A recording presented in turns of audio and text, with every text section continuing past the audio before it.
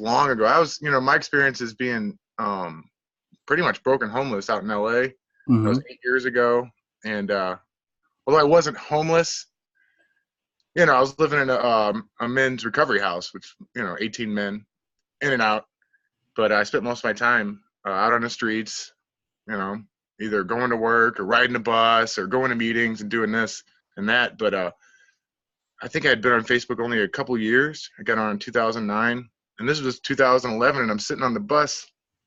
I had the option to use Facebook, and I'm trying to make a connection with my family because I'm 2,000 miles away from them.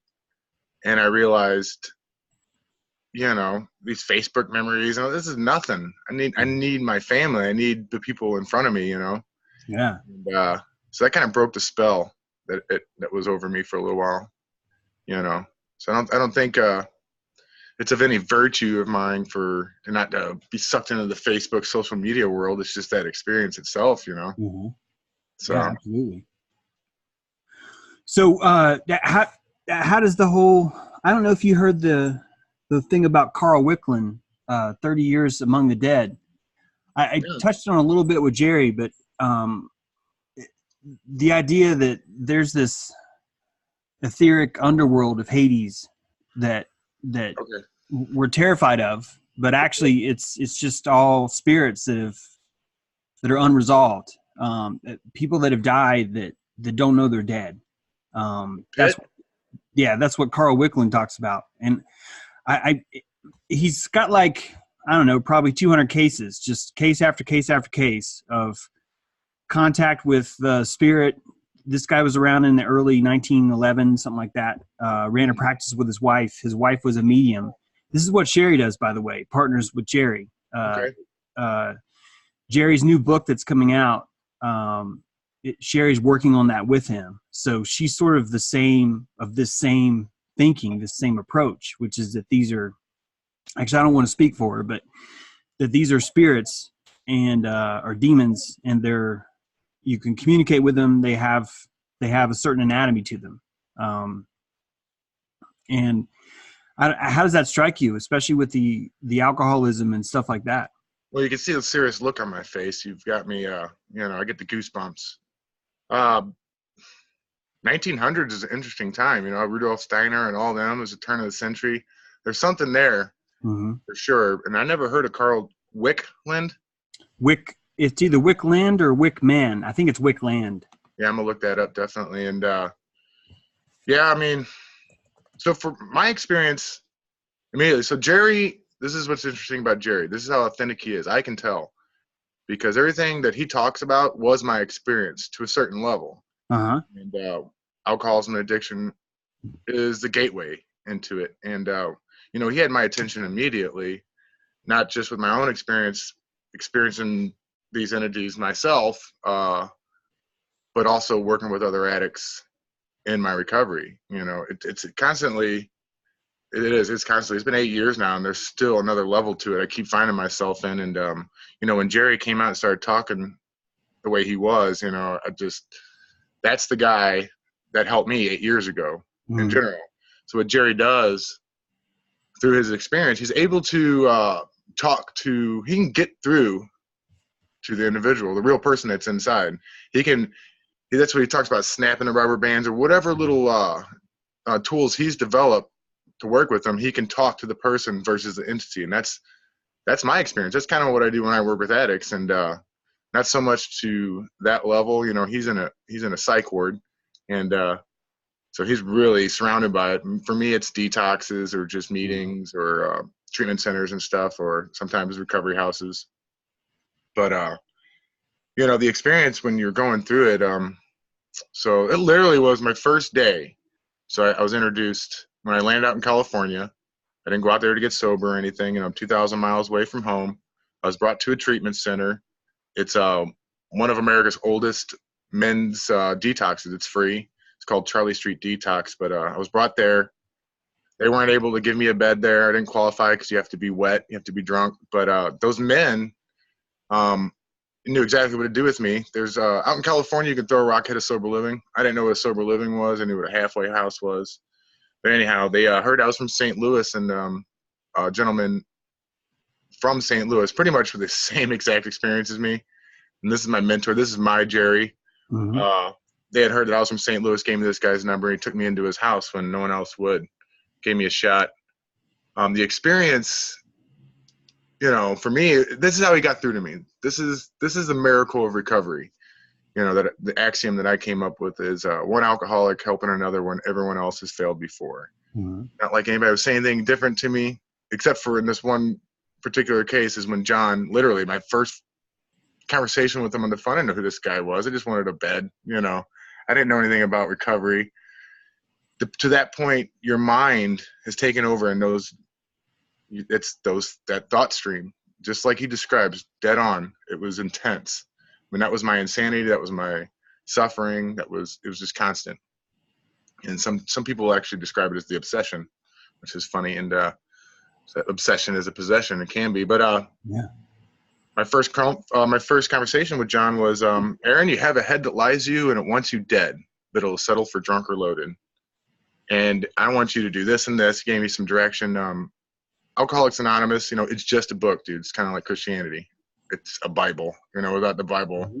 what do the Christians have? And so John really worked out of that book, which I think is key in a lot of people's treatment. Whether, when you got your head, when they're there and they're doing that to you constantly, it's insane. Just I want to describe it. Like I said, you have a head that lies you once you dead. So he began to treat me he knew how to talk to me and then separate the alcoholism, the obsession, the entities, which what we're talking about here. And he said, Aaron, I want you to carry the thought of thy will, not mine, be done with you as much as you can think, because like we said, it's better than anything that you got going on up there. Mm-hmm. Yeah, okay, man, whatever. But I was like, who is this guy? I've never had anybody talk to me that way. And I don't know, there was some bit of hope. But anyway, first week at that house, I was not saying "Now will be done." I will not mine be done. I really got the experience of, I was a week away from 20 years of drinking and using the pharmaceutical drugs as well, and that's when it really got exciting. I mean, my head, it was it was intense, draining. You get back to the recovery house half a day, by afternoon time, you're exhausted. And you're like, why am I so tired? And they would talk about that at the recovery house quite a bit, is that thinking. So that's my foundation. I picked up those tools. I picked up the Thou Will Be Dones. I had no choice, really. And I did get some relief. It was better for me to carry that thought, Thou Will Be Done. What else is important in this experience is the third step prayer. There's a third step prayer in the big book, and I was supposed to memorize it, and I did. I would literally go throughout the day saying that. I had a roommate, his name was Martin. He had a clicker, and he would count the Thou Will Be Done, as he said, throughout the day.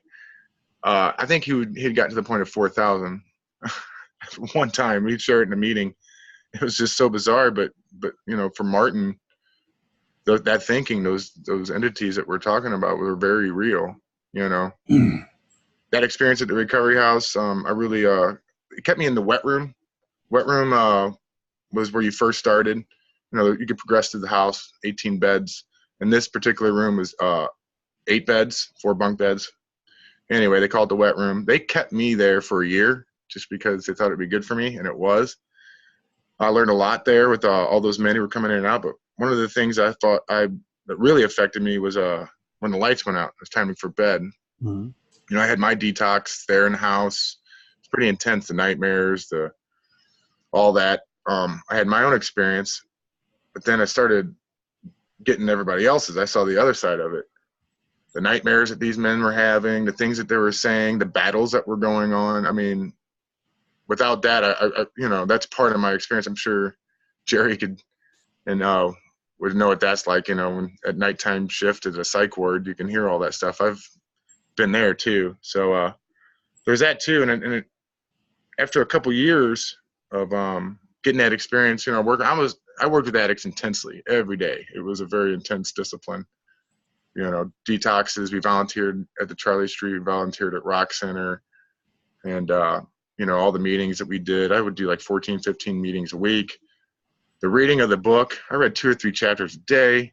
And, I'm not promoting AA so much as I am just trying to share with you how it gave me relief from all that thinking, whether it's a prayer, whether it's a book. I'm sure the Bible could do it. There's many other options out there, or disciplines. But it took a couple years before I could really start seeing that, oh my God, I do have a head that lies to me. These aren't my thoughts, because I got a separation from it, got some peace, got some recovery behind me, and then they come at you again.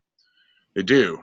Generally, that's whenever any of the high stress stuff, when you're thinking about the future, when you're thinking about the past, I got to start seeing some interesting things. Like that's not my thinking. There's no, where does that come from? During that time, YouTube was a great experience. In 2011, 2012 is what we're talking about. The talk of psychopathy. I had a little trouble identifying as an alcoholic. Took me a few years. I didn't really understand it. Our definition of alcoholism is a twofold illness. It's the obsession, it's the allergy of the body coupled with obsession of the mind. So whatever the mind-altering substance is, for me, it was alcohol, drugs. It would trigger an allergic reaction, which they called the obsession. And once that, voila, there you go. You got an alcoholic. Why does that guy continue drinking? Well, he's got a family, a job, and he's losing it all, whatever. But that also opens up the door for these entities. Meth is a good example. I mean, that's the easiest one to see. But I can tell you alcohol, heroin, there's plenty out there, whatever opens the gates for them. And back to what I was talking about with the YouTube. So I'm looking at psychopathy. I thought, okay, I might be a secondary psychopath, because at the time I was doing the step work. I was really taking a look at my past, my actions, the things that I had actually done.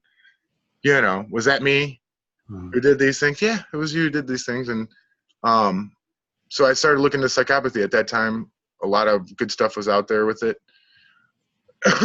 Interesting. I got the experience of the V2K. I was working at a military contractor, rapid manufacturing. We subcontracted for Northrop Grumman and all them, building Predator drones. I was making $9 an hour doing wiring harnesses for Predator drones, which is weird. And that's when I got my V2K. If it wasn't for the YouTube community and those conversations going on at that time, I could tell you they would have got me. They did get a friend of mine there.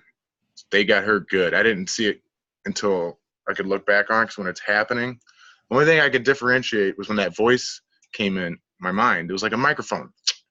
Aaron, in a female's voice. I'm like, in my cubby working? And I'm like, Aaron. And I said, nope, you're not doing this. You do not have permission to do that. That's literally what it just came out. And it went away. I got laid off the next day. The head engineer came down from his office, noontime, told me to pack my stuff. You're getting laid off. And he kept apologizing to me over and over again. I'm so sorry. I'm so sorry. And I'm like, what do you mean? What do you mean I'm getting laid off? I was like one of their best employees, man. I could speak English. I could read schematics, and my work was great. So they walked me out. Losing your job out there when you're homeless, that was kind of a big deal. So I didn't have time to process it. It only took about a week, and I was like, that was V2K, And I started thinking about my friends. Do you mean voice to skull, right? Is that what you mean? Okay. Yeah, very real. So again, it ties in with what we're talking about here. My thinking, or me, versus those entities, which I had dealt with. That's how I walked in, across that threshold in the recovery house and all that. That will be done. The praying, and the YouTube community, just talking about this stuff, being aware of it. So, it was really important for me at that time. I spent a lot of time doing a lot of work and not thinking, although there was going on, just letting it pass by. I had a great routine out there with what they gave me, the meetings and the recovery work and all that stuff, especially working with all the other addicts. You had the experience, it seems, with your you were a counselor at a wilderness, Yeah. which Yeah. is, I'd love to hear more about that. So you know what it's like working with other addicts or young kids or anything like that. You know the involvement. You know all that. You know how much time it takes. You know how you get out of self when you're thinking about other people. So that was key in me treating and separating from those entities and getting, know thyself is what it is. So 4 years, I'm back home. Out here in St. Louis, they don't have the resources they had out in California. It was shocking to me. Although they have AA meetings and stuff like that, there's no detoxes, there's no treatment centers, nothing like what they have out in California. It's actually, California's got anything going on. They got some really good recovery out there, and they got some good resources. But I had to continue doing what I was doing out in California. I can admit it was a cult. That's what it was. It was a cult of men that put recovery first, and you got to do this, or if you don't, you're going to die, you're going to get drunk, Yeah, it's an ascension program. And I like that. Yes. Yeah. And it works. But if you don't separate yourself from that or move away or start advancing at the right time, it can go bad. I've seen that too. My experience is I came home, and just completely walked away from my fellowship and everything. So it was very difficult. My response was to try and do everything I was doing out here. What was missing was taking men into treatment and having a place to work with them, recovery houses, sober livings, and stuff like that. So anyhow, I'm on the streets doing it. My routine basically was I'd take a guy to the hospital. I took a lot of guys to the hospital. It was psych wards. Out here, you can't go to a psych ward and go, I'm mentally ill from using methamphetamines for the last 3 months and not sleeping for 3 weeks. That doesn't count as a mental illness. You got to literally tell them, I want to kill myself. I'd be there, sign an affidavit. I really started developing a way to find these men treatment, and that was, walking in the hospital. And anyway, you can get 3 days. You can get 3 days if you're lucky, and then you have to find place for these addicts to go. Generally, there is no more 28-day treatment centers. So anyway, I'm really on my own. I'm like, all of a sudden I'm in a position where I know more than most people in my area. So they're looking to me all of a sudden. And what I had developed, and I didn't realize, is just like Jerry does. I've had all these tools and stuff that I had developed working with addicts, which is in knowing how to talk to the actual individual who hasn't probably been talked to in a long time, versus listening to those entities, that thinking, those thoughts. And I'm good at it. So I developed a reputation for being able to get the kind of people into treatment that no one else could before. I can get through to guys. And that's coupled with my own experience, knowing who I am and all that experience. But that's how I can tell Jerry's for real. Jerry's for real. It took him 30 years, but because he was working with those guys every day. And one of the key things is, it just ain't right, because it's just like my experience my first day. No one said, Aaron, you're crazy, these thoughts and all that stuff. They didn't shame me. They didn't disregard them. For the first time, they actually almost listened and acknowledged, okay, yeah, and they listened. But we're going to do this, up until I grew enough. And that's what Jerry does. He's actually having these schizophrenics, alcoholics or addicts or whatever. For the first time, someone's actually listening to them. I mean, that's getting through to somebody. So that's a key aspect to a lot of this. That's put me in some very interesting situations and revealed some very interesting things as well to me, because not everybody has something so far out to say as some of these experiences that he relates or I can relate to you. But when they do happen, you're like, oh. And sometimes they're coupled with other experiences, manifestations, energies. When he describes the electric charge coming out of the trash can. Yeah. That's not, he's not lying. Yeah. I've seen that too, actually. Have you? Yeah. Yeah, I was sitting on the couch. Someone I was with, I'll just say that, was on the floor in front of me, and she had she has I don't know how many demons she has, but she's Yeah. been through the whole gamut. And my mom had these old 1970s box lights. They're about this big, they're about this tall, and they have a diamond cut plastic top that displaces the light, and inside are basically 7 old school Christmas lights, like glass bulb Christmas lights. Yeah. And you hook that up to your speakers on the stereo, I and as recall you, those. yeah, and as you play, the different lights shine. These were not. I didn't even have a stereo that that these would hook up to. I had them because they were my mom's. She was staring at them, and the fucking light bulb exploded inside the thing. I'm not misremembering this. They weren't plugged into anything. There's no, and I understand what a capacitor is. There's no capacitor inside there. There's Right. not. There's not something. Yeah. There's not. You know, if anyone doesn't know, a capacitor holds power. There's not. There was no. It was just light bulbs and wires. That's all was there. So you said misremembering. That's a process we experience when you see something like that. How many people in this world are just having these experiences, but they're programmed to either just disregard it because it doesn't fit into anything, and it's gone. It's blocked out. This book by a pretty bad dude. Mindward. Yep. He explains how that works. 95% of your brain is pattern resolving. It's resolving thoughts. It's not analyzing thoughts. It's resolving. It's like that thing that just whipped by me. It's probably a bird. Why? Because it's daytime. I'm outside, and something that would travel that fast is probably a bird. And we assign truth more than we discern truth.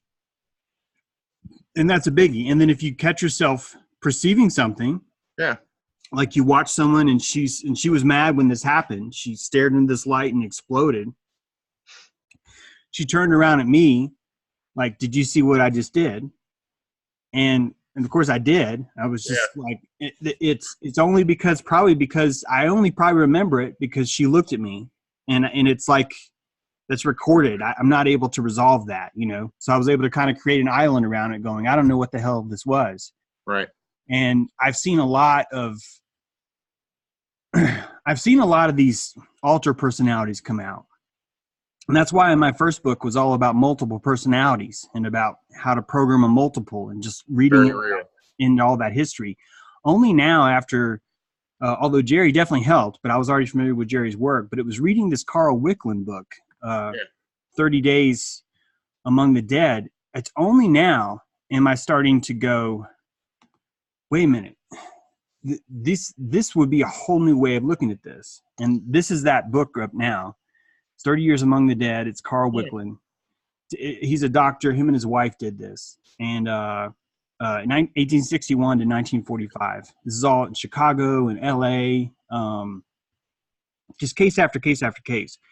It's only now when I relook at all my experiences, which are not a lot, nothing like Jerry, you know, probably nothing like you either. I could probably add up maybe 2 or 3 years. Doesn't matter, because when you talk about resolving, I mean, that's been my last 8 years. It's a terrible thing to have to do it on your own. Mm-hmm. So whether it's just one, you know, if you can just talking about it, it's amazing. Well, what the alchemy, here, to case in point, if you don't know that the thoughts are not yours, you own them. You are intertwined with them. Here's the thoughts and here's you. You think these are the same thing. It's only when someone can come in and necromance you, like a necromancer, someone can come in and say, that thought doesn't belong to you. It's the only time where you would first be able to look at this and go, wait a minute, this is over here, this thought, and here I am. This is legally, spiritually, a separation. You've now separated your identity from the thought. That's huge. I mean, like, that's like, I think that's honestly all of it.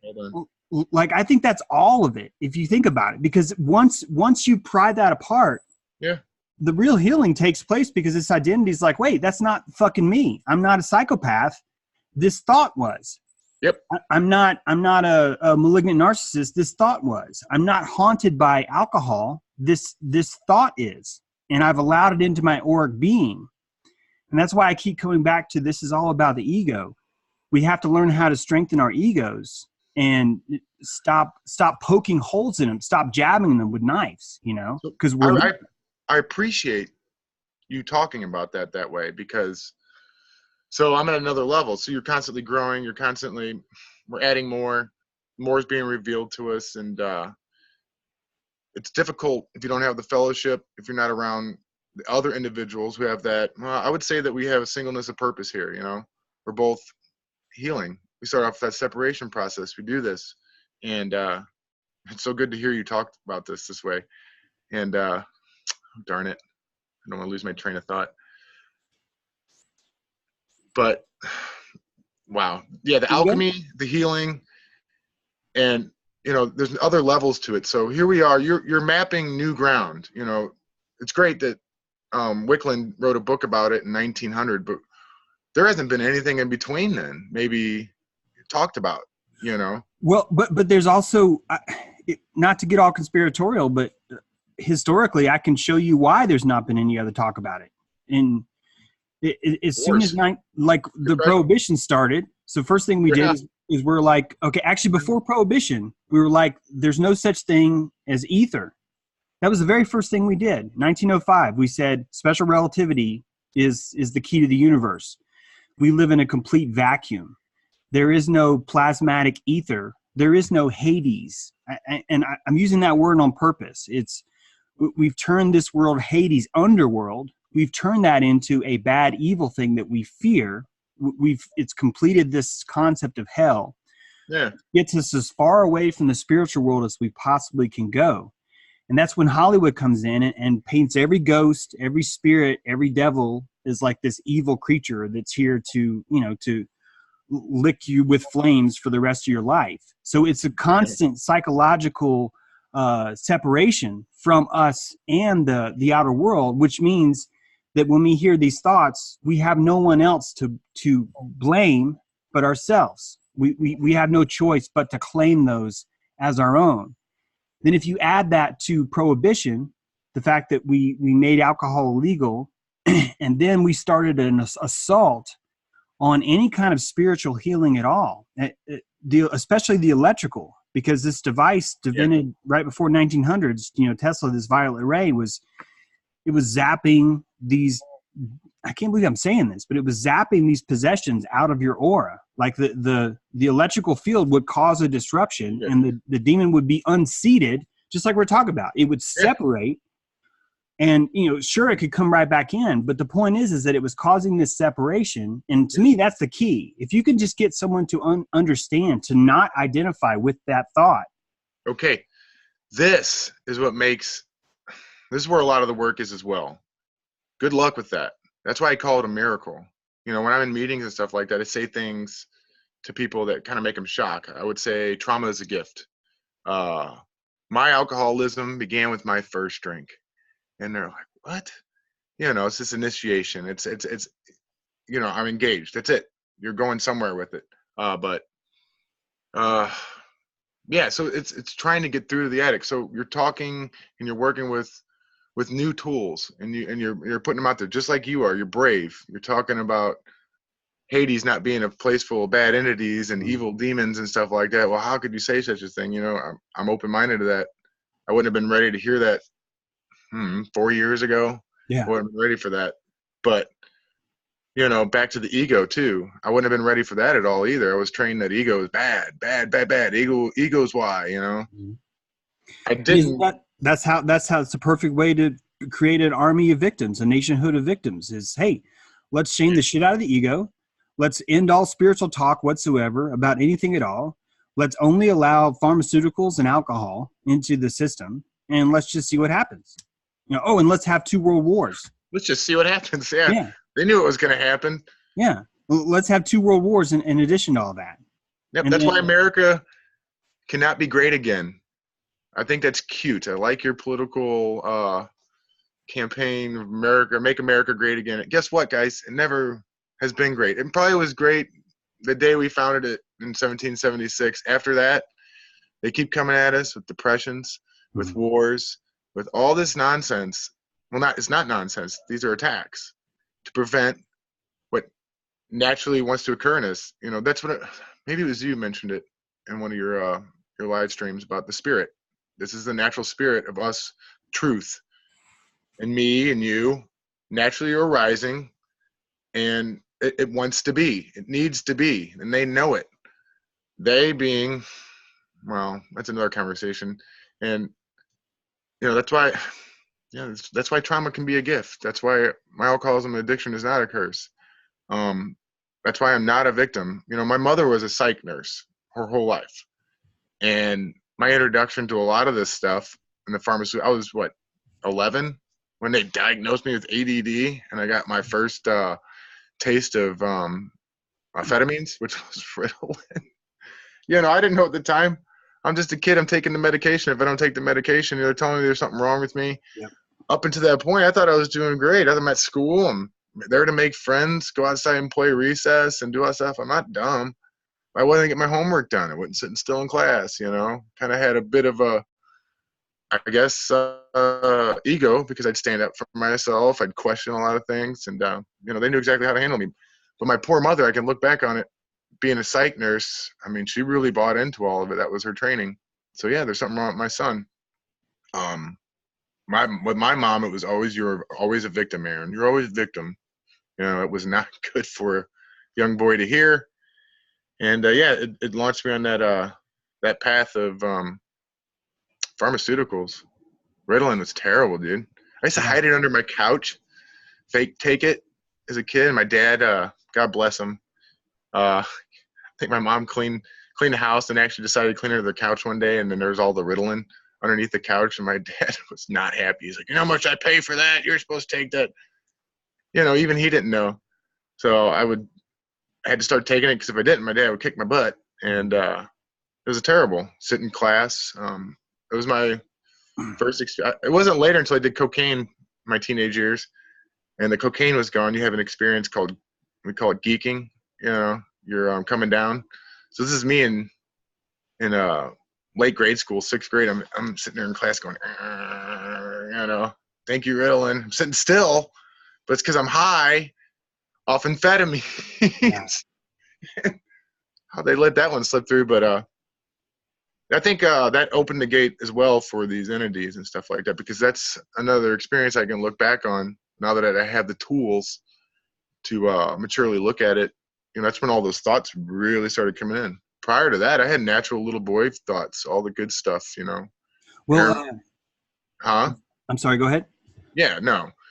So I can look back on that. That's when the entities, that's when the thinking, those thinking. So at a very young age, like you said, it's intertwined. You don't know. No one's not telling you. You know, you're sitting in class and you're like, all these thoughts of, well, they've got terms for it now. What is it? Oh, God, I'm looking back, what would they have said then? You know, Aaron's got a low self-esteem. I didn't used to have a low self-esteem until I started taking Ritalin, and you told me something was wrong with me. And those thoughts happen, you know. The way that the kids were clicking back then, you know, I watched the rap come in. I watched all the gangster rap happen in the early 90s, which was interesting. Like the guys I was growing up with, and you know, my whole life, one year, I think it was like 6th grade, we're listening to Criss Cross. That's about as far as, you know, come on, make me jump. Next year, they're Dr. Dre and they're gangsters. And I'm like, dude, you live in a middle-class neighborhood. What's going on here? They grabbed onto that, these young boys, man. I guess it was an identity crisis, and poor them. I didn't have to experience that because I was too high on Ritalin. But the thing about the pharmaceutical industry that I also watched was all the new drugs. So I swear I was a guinea pig. I got the Prozac, I got the Wellbutrin, I got it all. My mom would take me to, his name is Dr. Banton. Later in my young adult years, I went to try and find this guy and get my records. He was in Iraq because the whole time he was a military doctor is what I found out. And I thought that was suspicious at the time. So yeah, Dr. Banton, it was walk in there, sit down for 10 minutes. Here, give this to your mom. And you've got a new prescription of whatever. And you're like, I'm supposed to take this. And, you don't get no answers. That for any, okay, I'm 39. And I know maybe someone in this audience, if we do put this out there, will be listening to this. If you're in a position like me where you can be you today, you know who you are, and you've survived something, because it's not just me. There was untold millions of American young boys and girls were going through that at the time. Now it's even more. This is why we homeschool. But yeah, so I started self-medicating with marijuana. They didn't like that. I could do all the amphetamines and the Prozacs and all that stuff, but marijuana, God no. But when I was smoking marijuana as a kid, as a teenager, and I smoked quite a bit, that actually helped. It was good. I smoked marijuana up until I was 18. Well, do you know why it was good? No. Marijuana is its own possession. It's a female. Yes, talked about this. Yeah, she wraps her. You could feel it on your skull. She wraps each of her fingers around your skull. She's only going to show you beautiful things, man. She's only going to show you things that are going to make you want her more. And she takes over your aura. She protects it. She's like, this is mine. This is my crop. I am the pot, and Aaron is planted inside me. And no one else is going to get to you because she's got you. Now, awesome. If you want to look into allies versus spirit, I mean, this is why I've been trying to this is why I've pulled Hades up out of the lobster trap and dried it off in the sun to go, let's look at this shit. I know it's got barnacles all over it and it smells bad, but let's look at this, because there's if you can start to understand what's going on, it becomes easier to see, like which part is what. And I'm not the only person who's like, independently, I've noticed others have said the same thing, that a really good defense against demon possession is marijuana. And I'm not saying everyone needs to go out and smoke marijuana, because that's a possession too. That's an ally possession. That's the living spirit of that plant is in the world. We don't see plants as living, though, but it is. It's got its own aura, its own essence. And when you're inhaling that, you're directly putting that into your blood supply. That's a union. You're unionizing with that ally. You're focused on it. Your entire breathing's all about it. You become part of that. She becomes part of you, and the opposite. In a lot of ways, I think that ally uses humans just like these demons do. Once they get inside you, they're able to jack into your endocrine system and experience the world around them. Oh, yeah. Something that they don't get to do so deeply in their own bodies. They're more of a tendency in the ether. We're more of a freaking cathode battery, like a starter, the solenoid, all the equipment's there. So they're able to come in. When we invite them in, they're able to share in this experience of being alive, basically.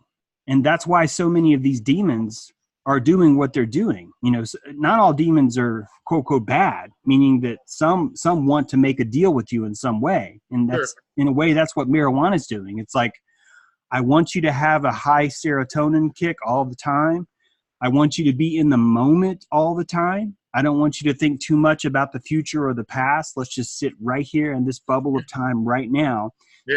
That's gonna automatically bring your auric field into this nice tight ball that she can protect. And so while that's happening, nothing else is able to penetrate. Or if it's going to come in, it's going to have to be something that's even more powerful, than marijuana. It's psychological too, because a lot of these at that age, a lot of these youngsters, then now, whenever, your experience in public school it's not a good experience. It just isn't. Let's be honest. Public school's terrible. I'm sure there's some schools that are all right out there, but man, it was a horrible experience for me. And when you are, I did the first DARE class. I remember it's like 1988. Yeah, no, I still even have my DARE little workbook, and I'm looking through it. It's funny what they try and teach you, but they're literally lying to you. They're not teaching you anything wisdom or anything of value, because the truth is there's so many boys and young girls that are actually authentic. They're already tapped in. There's information that we have within us that's there, and as we unlock it, just you take your first hit of pot, which is everywhere. Like, they're lying.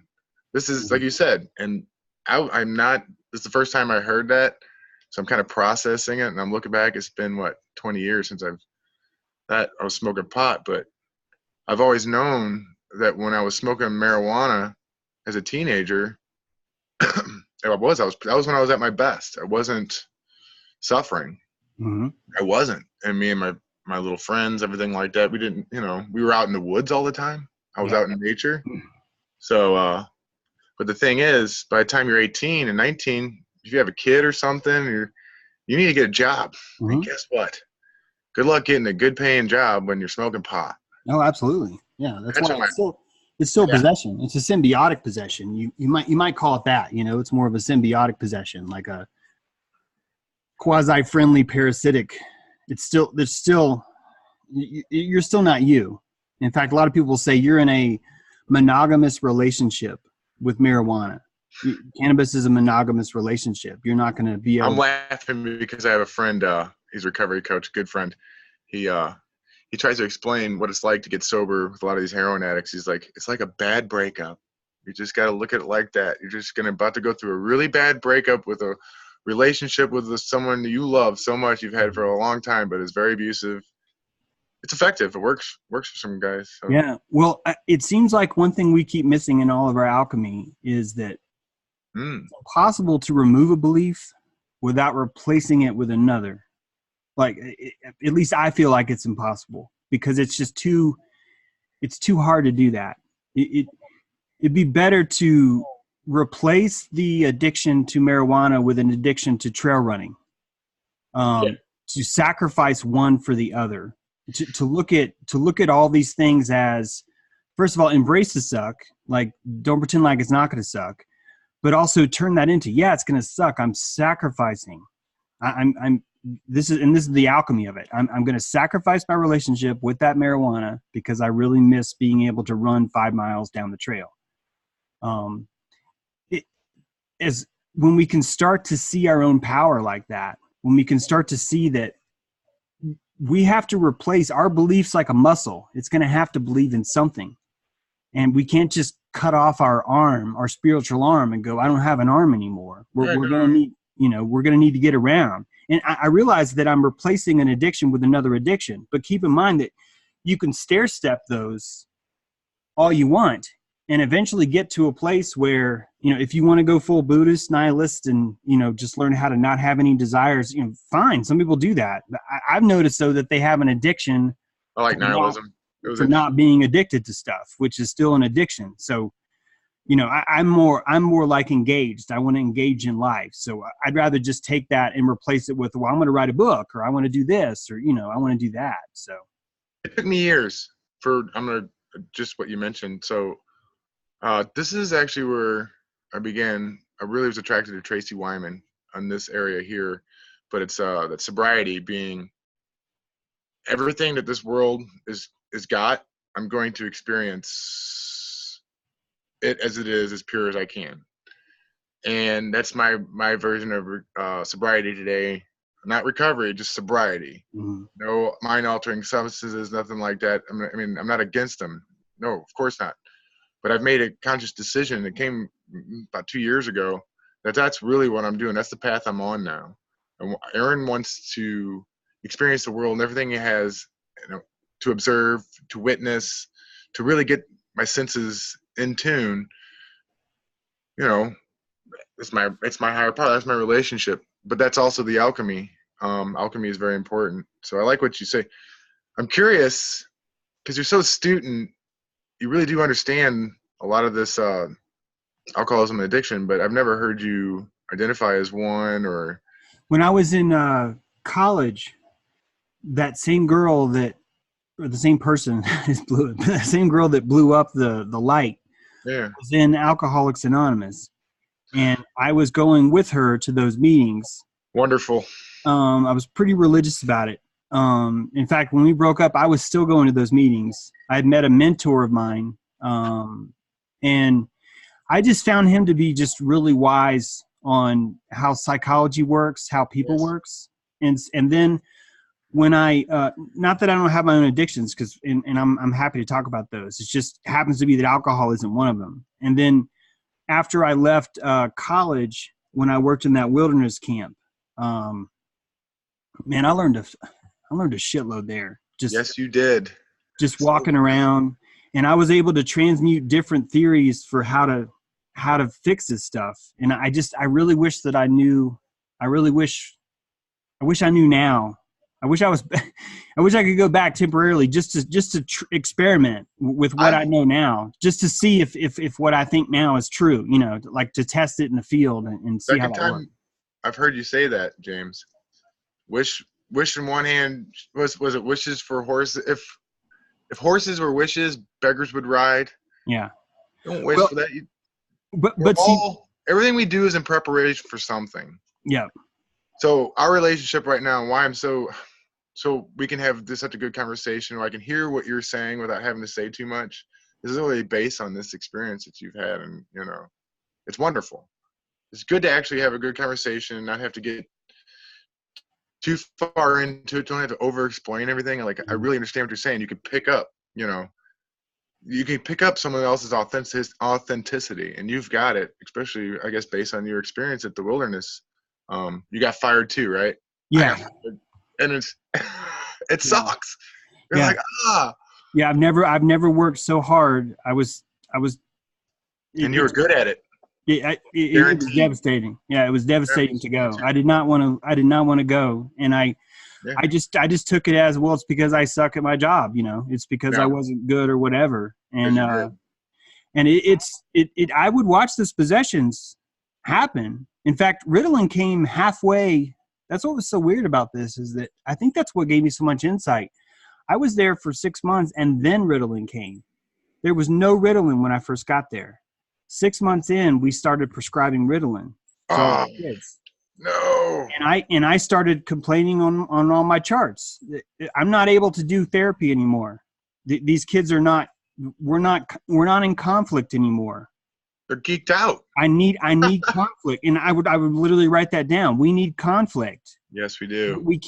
I can't work with these kids unless one of them is going to take a water cooler and just bash the crap out of another one for no reason at all. You're not going to have the spills where you can find, okay, here's that demon. Again, I didn't know it at the time, but it's like, I remember one kid named Squirrel. I would have this being locked in. Like, I would have eye contact with this being. And I was always trying to talk to the person underneath it.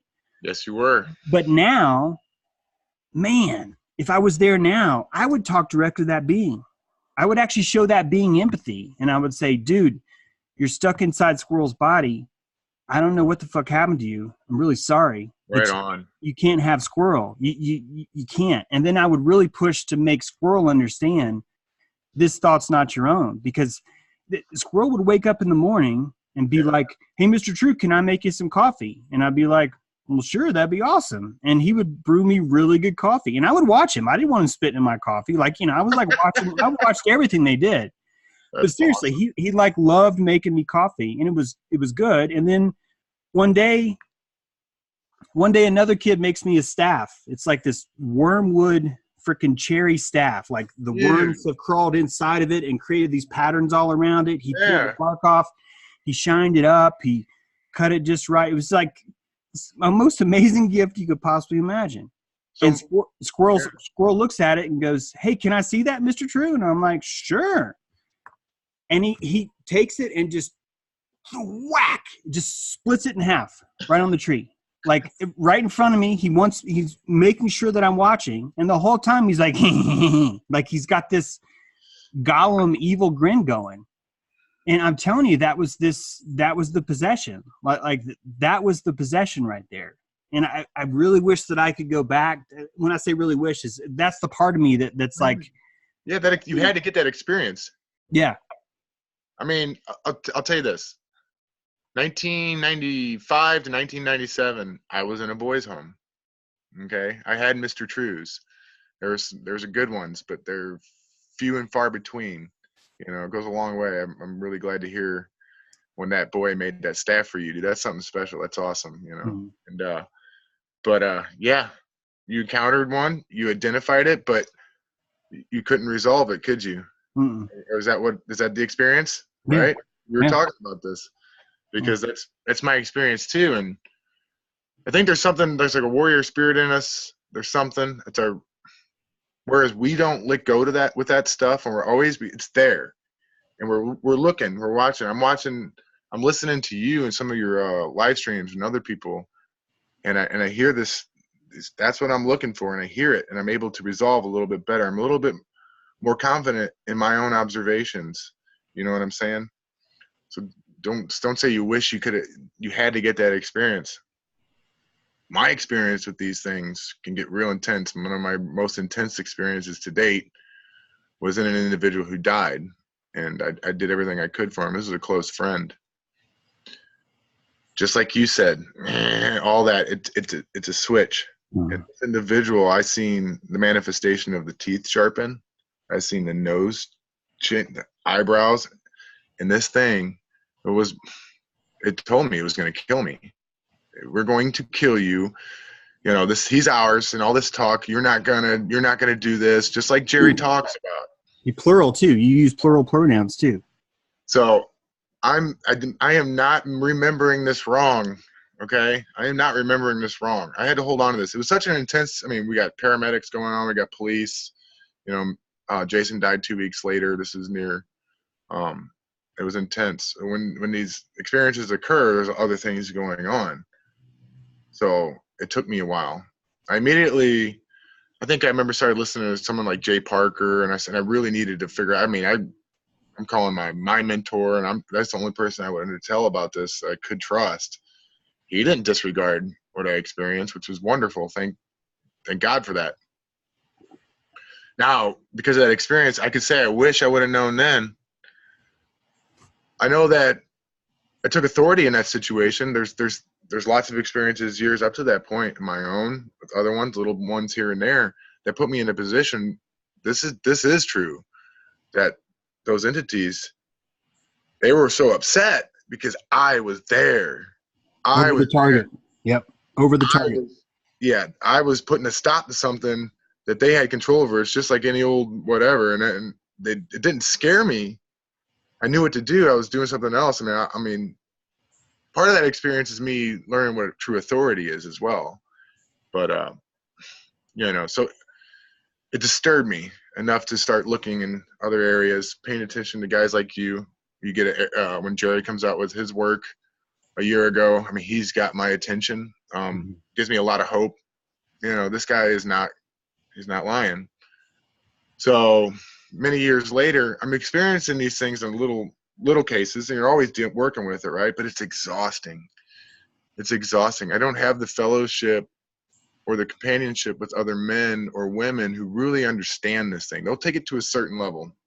Perhaps we're talking about AA or treatment centers.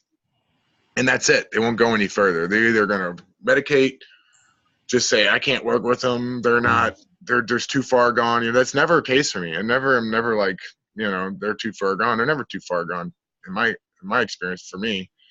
And yeah, so it was exhausting. That's why these conversations are great. That's why, you know, this is a big deal for me, for you guys to have that interview with Jerry.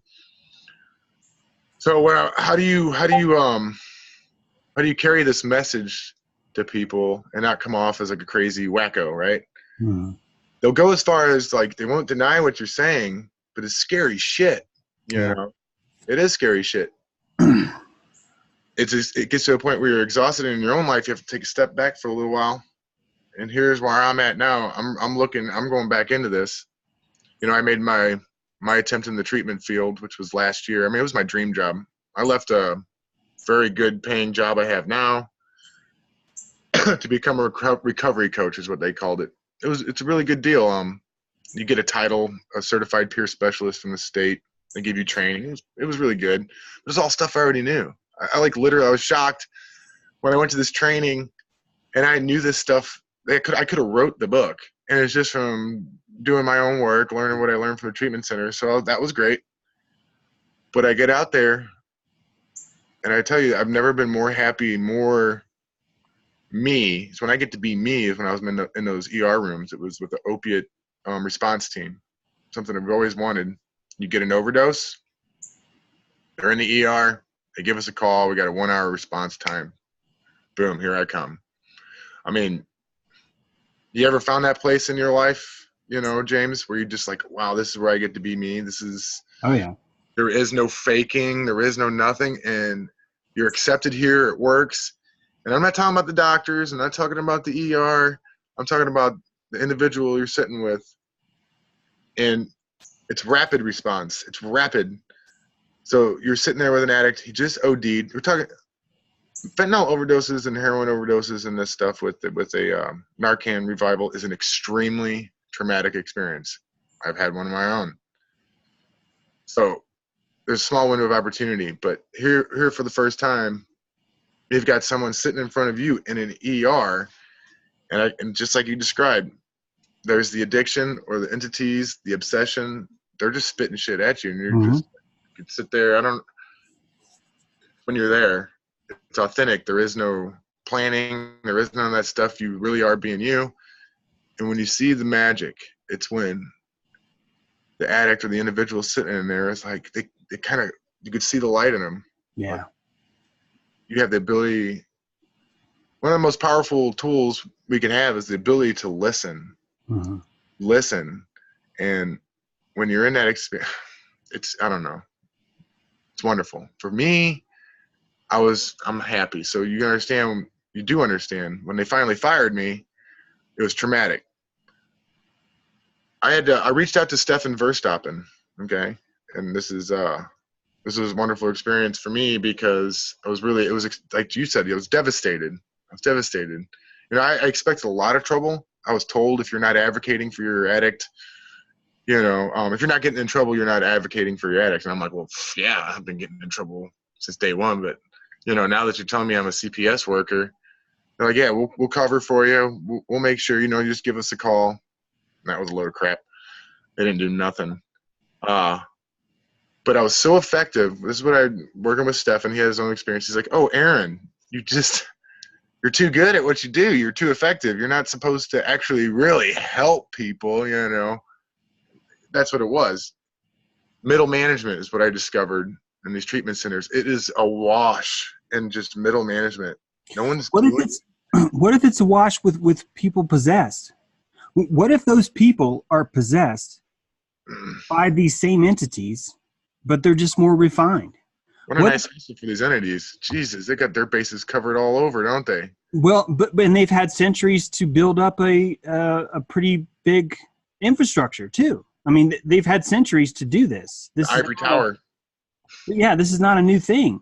If you look at the white coat ceremony itself, that's a shedding of your own identity to step in the role of doctor. Who's to say that shedding doesn't create some kind of egoic hole in you where a certain spirit, a much more sophisticated spirit, is able to enter you there? And that's why you get so many doctors who cannot even have a fucking conversation about a vaccine injury.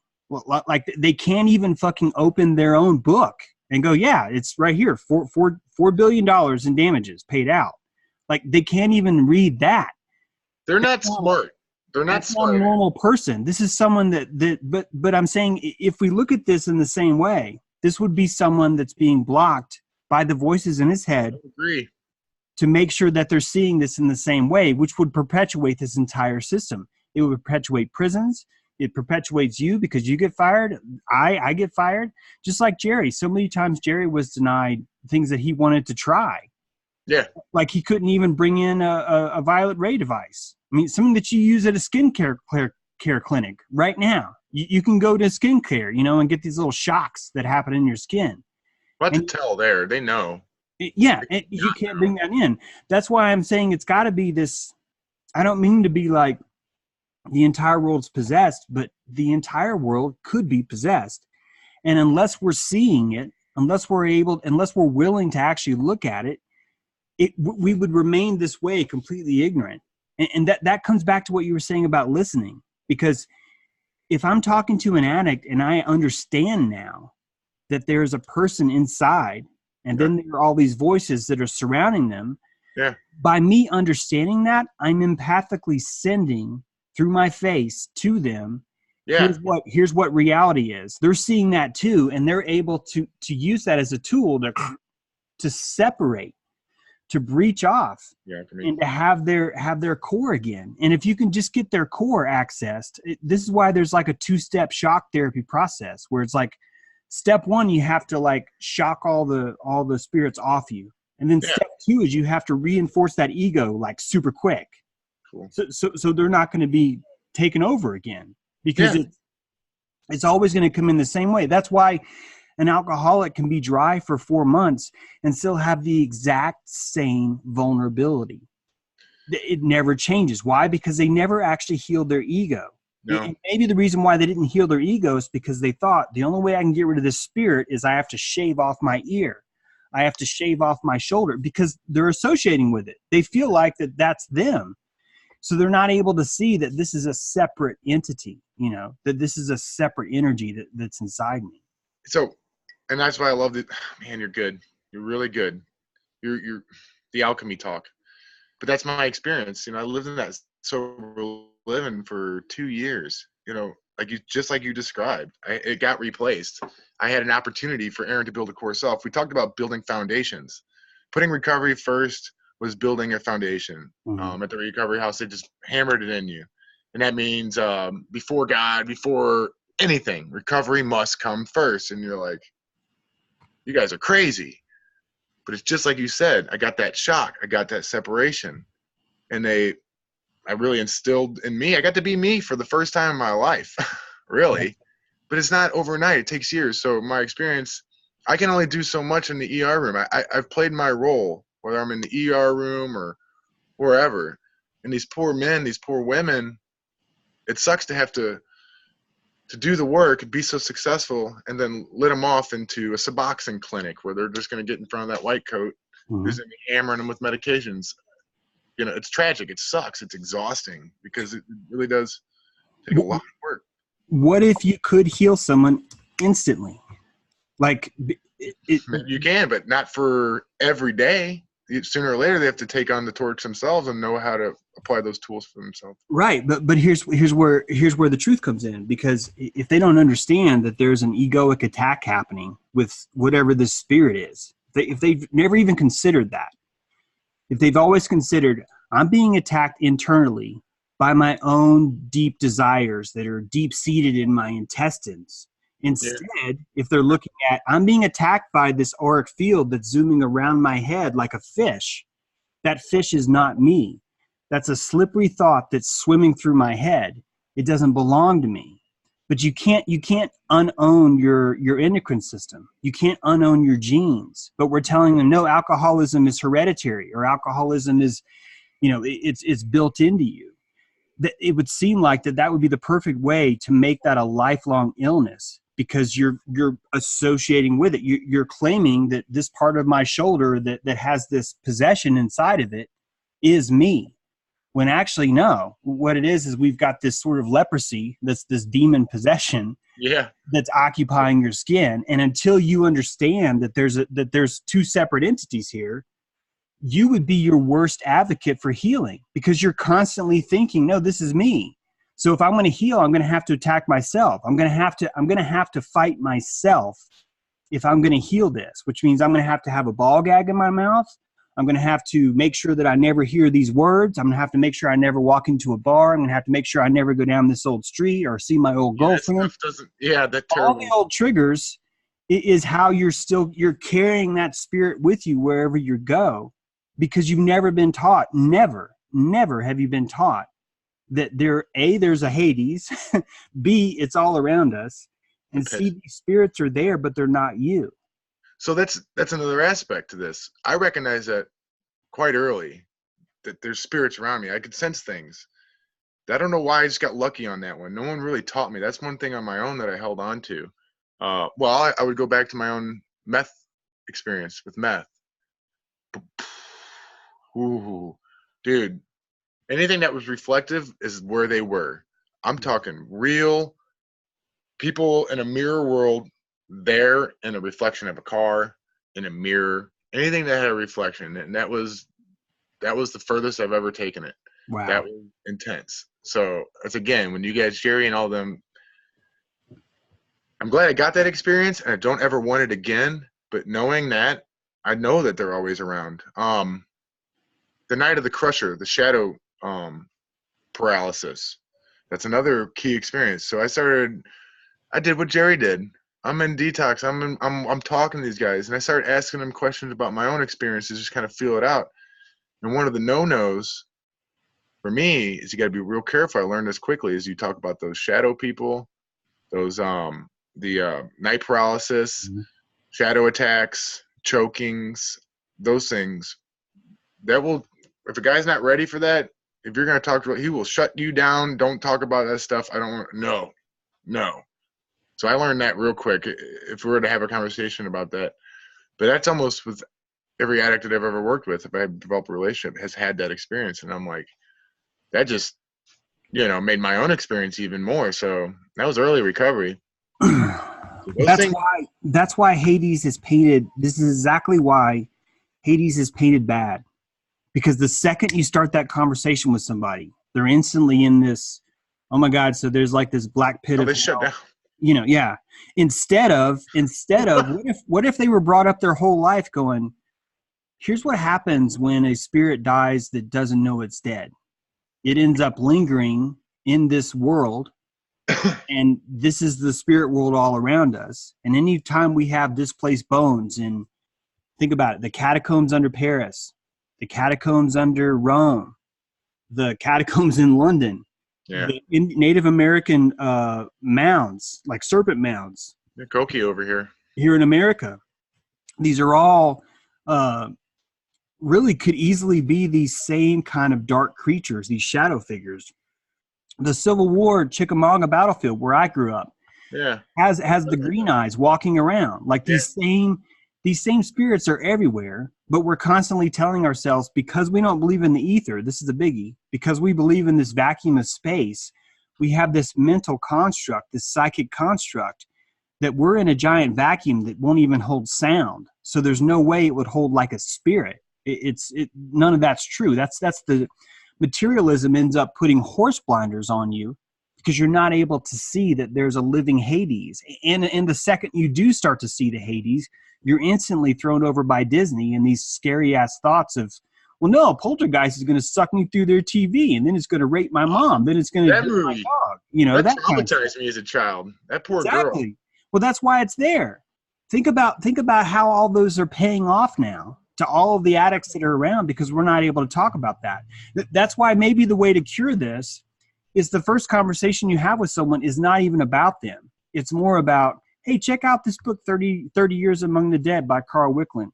This is really interesting, because here he is. Here's a guy. And what I like about the book is it's like one guy's like, yeah, I lost my wife as we were traveling over from England to move to America, and the ship wrecked, and there was a drowning, and I was haunted by my wife for 20 years because she didn't know that she had drowned. Approach it more from, all these spirits are just normal, regular people. All these, Hades isn't full of demons. Well, it is, but we've repainted we painted demons wrong. The word demon literally means genius. It means divine spirit. That's what the word used to mean. If you look it up in Greek, the word demon, the word demon just means genius. Or demon. So what we're looking at is a world full of people that are just like you, just like me. People that have trauma, that have goals in life, that have things that they want. Yeah. They're dying, but because no one told them what happens after they die, they don't know they're dead. they still think that they're living. If you approach it, if we can approach healing from that standpoint first, explaining first that there's a spirit world and it's not a bad thing, then, only then, could this healing trick start to be, which is, hey, those thoughts aren't you. These thoughts that you're seeing today aren't you. And literally that could be all it takes, because that would cause that disassociation. This is the experience when someone tells you that for the first time and you're like, really? Because I'm exhausted. Yeah. And you have to have an authority. You've really got to know yourself. There's a blessing in having the experience yourself, because when you do say it, you better say it with authority, and you better say it with some kind of conviction. Because that was my experience. And I've had a lot of that. Really? I'm like, yeah, those thoughts aren't, I will be done. I will not mind be done. This, so it's relief. It's a beautiful experience. It is. And, you're talking, James, this is the YouTube community. It's not just the YouTube community, but what I've been able to add to my work is, and to my own service work, we'll call it.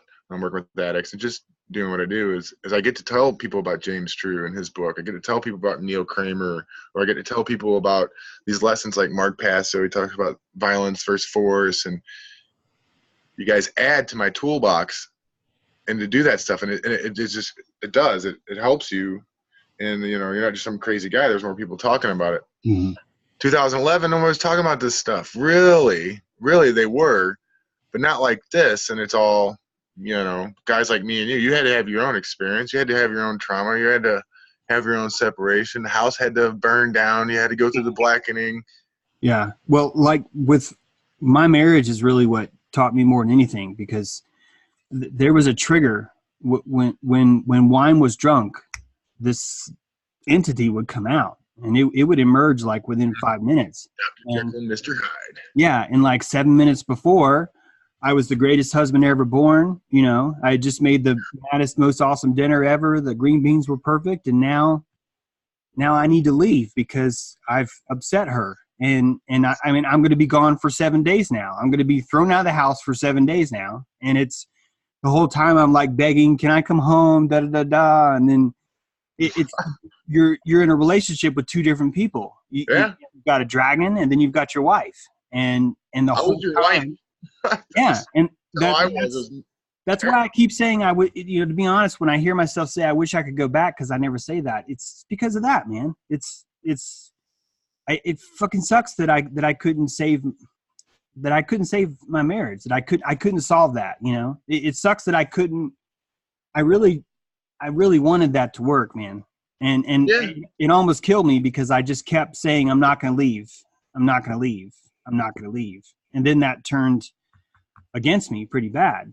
And then that's when I've never seen someone so violent in my life. And I think it's because this entity saw me see it. Well, like it understood that I was getting closer. You had to go. That's why it was throwing me out all the time, because it was like, this fucker's onto us. We're going to have to step up the game, because I'm not letting go of this chick. It was kind of like how it was saying it.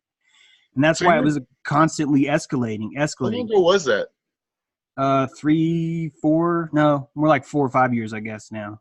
You're a lot stronger, a lot wiser than you were 3, 4, 5 years ago. Fuck yeah. No, I really wanted to die, actually. I've never been such a deeper, dark depression ever than when that was. That's a good experience. When we left, that spirit had literally sucked all the life force out of me. And it created a spell where every day I was going to wake up and send it more life force while she was out, in other relationships, having other, doing other men, it was just a constant supply being sucked from me for years. Sick people say sick things. Sick people do sick things. Healthy people say healthy things. Healthy people do healthy things. And, I think I've had a lot of people. I've hurt more people than have hurt me when I was in my alcoholism and addiction.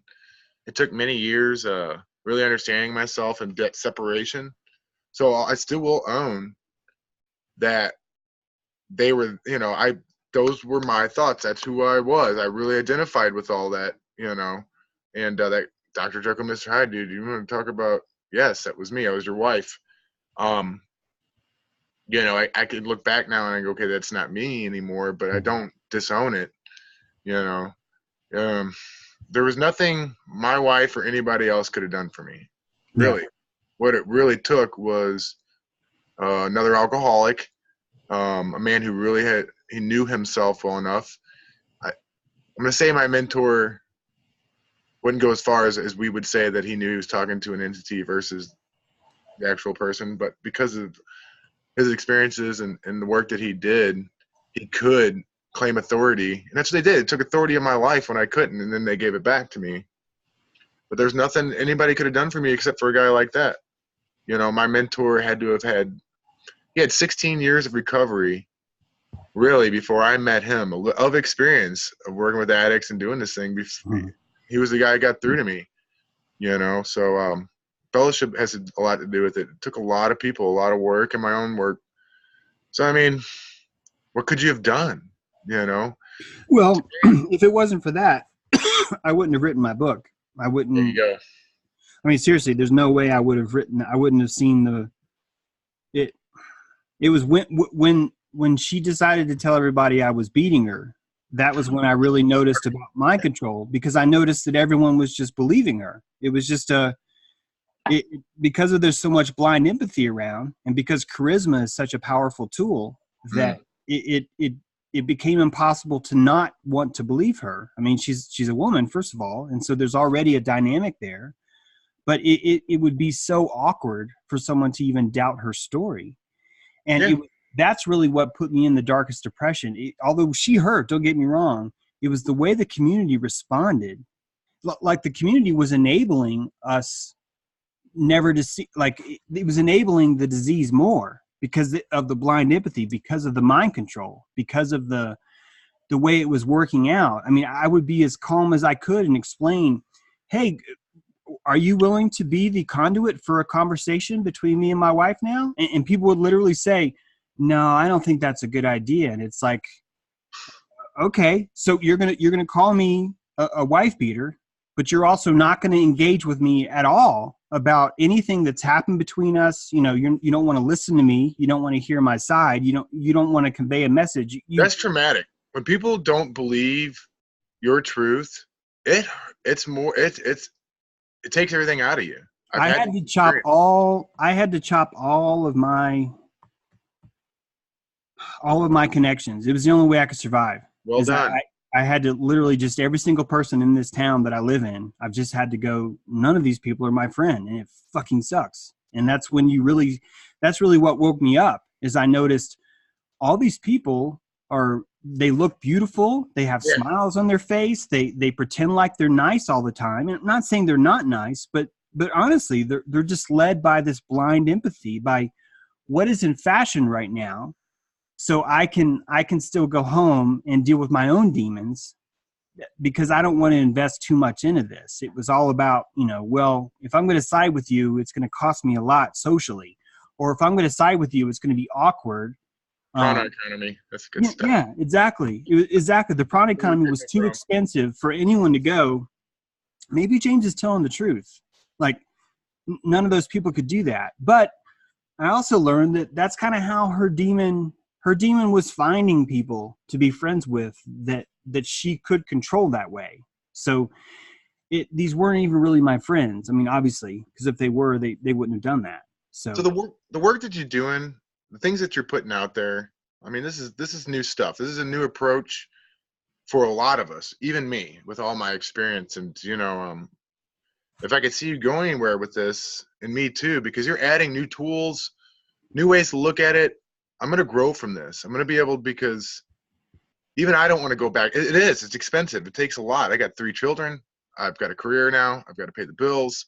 But then again, I do have a desire to do this work, which we're talking about now. It's going to cost a lot, but I need to know that I'm going to be more effective and have authority over these entities, because that's what we're dealing with. Yeah. Aaron's not. I have my higher power. Okay, Jesus Christ. That's me. That's my Father. That's who I work with. The Gospel of Thomas. anything that's in the Bible, I'm open-minded to, I'm listening to, and it's powerful stuff, the prayers and all that stuff. That's me. I'm not going to go praising Jesus around. I'm not going to explain to everybody that it's the work that I'm doing, that I'm dealing with. But I need to know that when I am, that I'm going to be effective, that I will have authority, and I can accomplish this and do this work. And from what I hear from you and everything, I picked up on this earlier. I mean, you really are going to pick up a torch, James. There's going to be time, I mean, not long from now, if you're not already, where you really are standing in authority, integrity, honor, and all these awesome. You've done a lot of work to have this. So have I. You're going to help a lot of people. You're mapping. You're out there. You're blazing a new trail. You're doing the work, and you won't see it until we never do, until we look back. You sent a video to me today of Streetwise Recovery. I saw myself 4 years ago. I never saw it then, dude. It was beautiful. I really appreciate that. Me and my son. That was authentic. Yeah. A lot of people did a lot of work, and then another trauma. I'm thinking I'm going this way. Nope, Aaron, you're going that way. And but here we are having this conversation. But I see you, James, definitely. You already are doing it. Well, my goal's always been to get back to the campground. I've always wanted that campground again, where no one can fire me. And yes, yeah, I want to do it. I want to do it where I don't want it to be anything official. I don't want it to be an official treatment center at all. And I really think that I could develop a program, like a 6-week program, that would. I wish I could explain. Man, I would get in this flow state with those kids because we're out in the woods. I would get in this flow state, and like just as an example, one day I was like, "None of y'all have names anymore. Let's go." And we left the campfire. We walked out in the woods, and we looked at the campfire from outside. We were like outside the perimeter of our own campsite, looking at an empty campfire, and we were like, "You guys, if you don't shed what's happened to you before, you're never going to be able to rebuild." And this ceremony just came out of all of us, where we named each other these Indian names, and some of them were hilarious. Like some of them were, one Dale loves to joke, and so he was like, "I'm 2 rabbits fucking," and like that was his name, But it's like I wrote it. I didn't say, "No, Dale, you have to have a serious name." I was like, okay. I didn't see that coming, but okay. And it's next thing I know, when they're graduating, I'm giving them their name back. Like I'm going, "Squirrel, you've earned something from all of us. Here it is." And I can't say his name, but it's. No, you don't. Here's your name. Yes. We would like give him back his identity. And it's just a tiny example, but we were using like face paint. We would take like charred out of the fire and like paint our faces. But it was always this alchemical experiment of like, I don't know why I'm doing this, but I want to make Dale come out with me, and we're going to go dig up frogs right now from the marsh. And we're just going to talk about that. And he's going to hate it. It's going to be dark. He's going to have his feet deep in the mud, and he's going to be looking for sounds, not pictures. And as I'm out there with him, I'm like, why am I doing this? Why am I doing this? But then that same Dale guy, well, like years later, I've got 2 kids that are still in contact with me. Like later, he'll be like, "Do you remember that night when you did this thing with the frogs?" And I'm like, "No." But it's like you get into this flow state, and I really think that flow state is how all of us are supposed to be living, like all the time. I try to describe that to you in psych wards, and then taking guys to detox, just doing it to flow state, and it is. It's in the now. It's pure alchemy. Yeah, it's pure alchemy. Pure alchemy.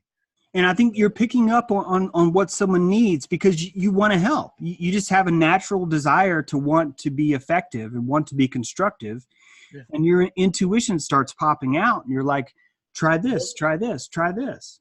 The most helpful I'll ever be is by actually doing this thing myself first. That's an axiom I came up with because, like you said, I had the same question. Why am I doing this?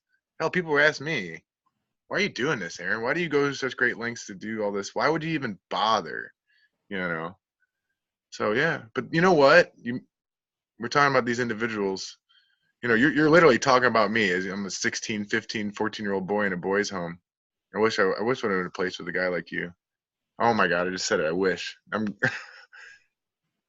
I got pictures of me in the boys' home, and I'm in American Indian face makeup. It was Halloween, and I painted everyone's face. You know, I did that, and I was trying to tap into that stuff naturally. Yeah, exactly.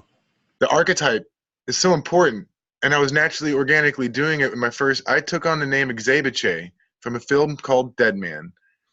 I had the soundtrack, Neil Young. I didn't have the film, but I had seen it, so I listened to the soundtrack over and over again because music is very healing. And incorporated in it is the actual dialogue of the film. But this Exabiche character, I really grabbed onto that archetype just on the audio, and then I watched the film. And William Blake it was all right there for me at this perfect time. But I took on that American Indian name. Why am I doing this? Doesn't matter.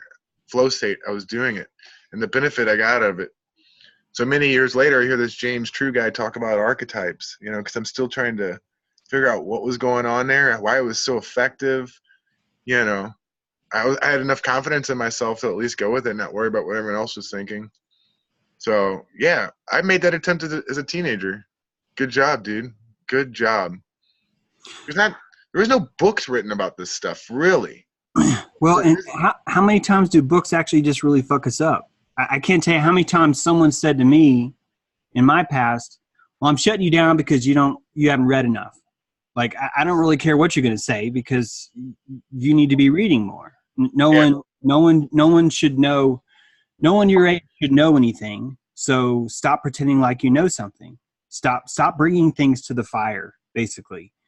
You know, there's only one fire tender, and it's the system. You know, it's not you. And that's another piece of really therapeutic healing is that I always knew who needed to tend the fire that night. When we had a group fire, all of our healing was around group fire. Like we would heal during the day, but group fire was the big shit.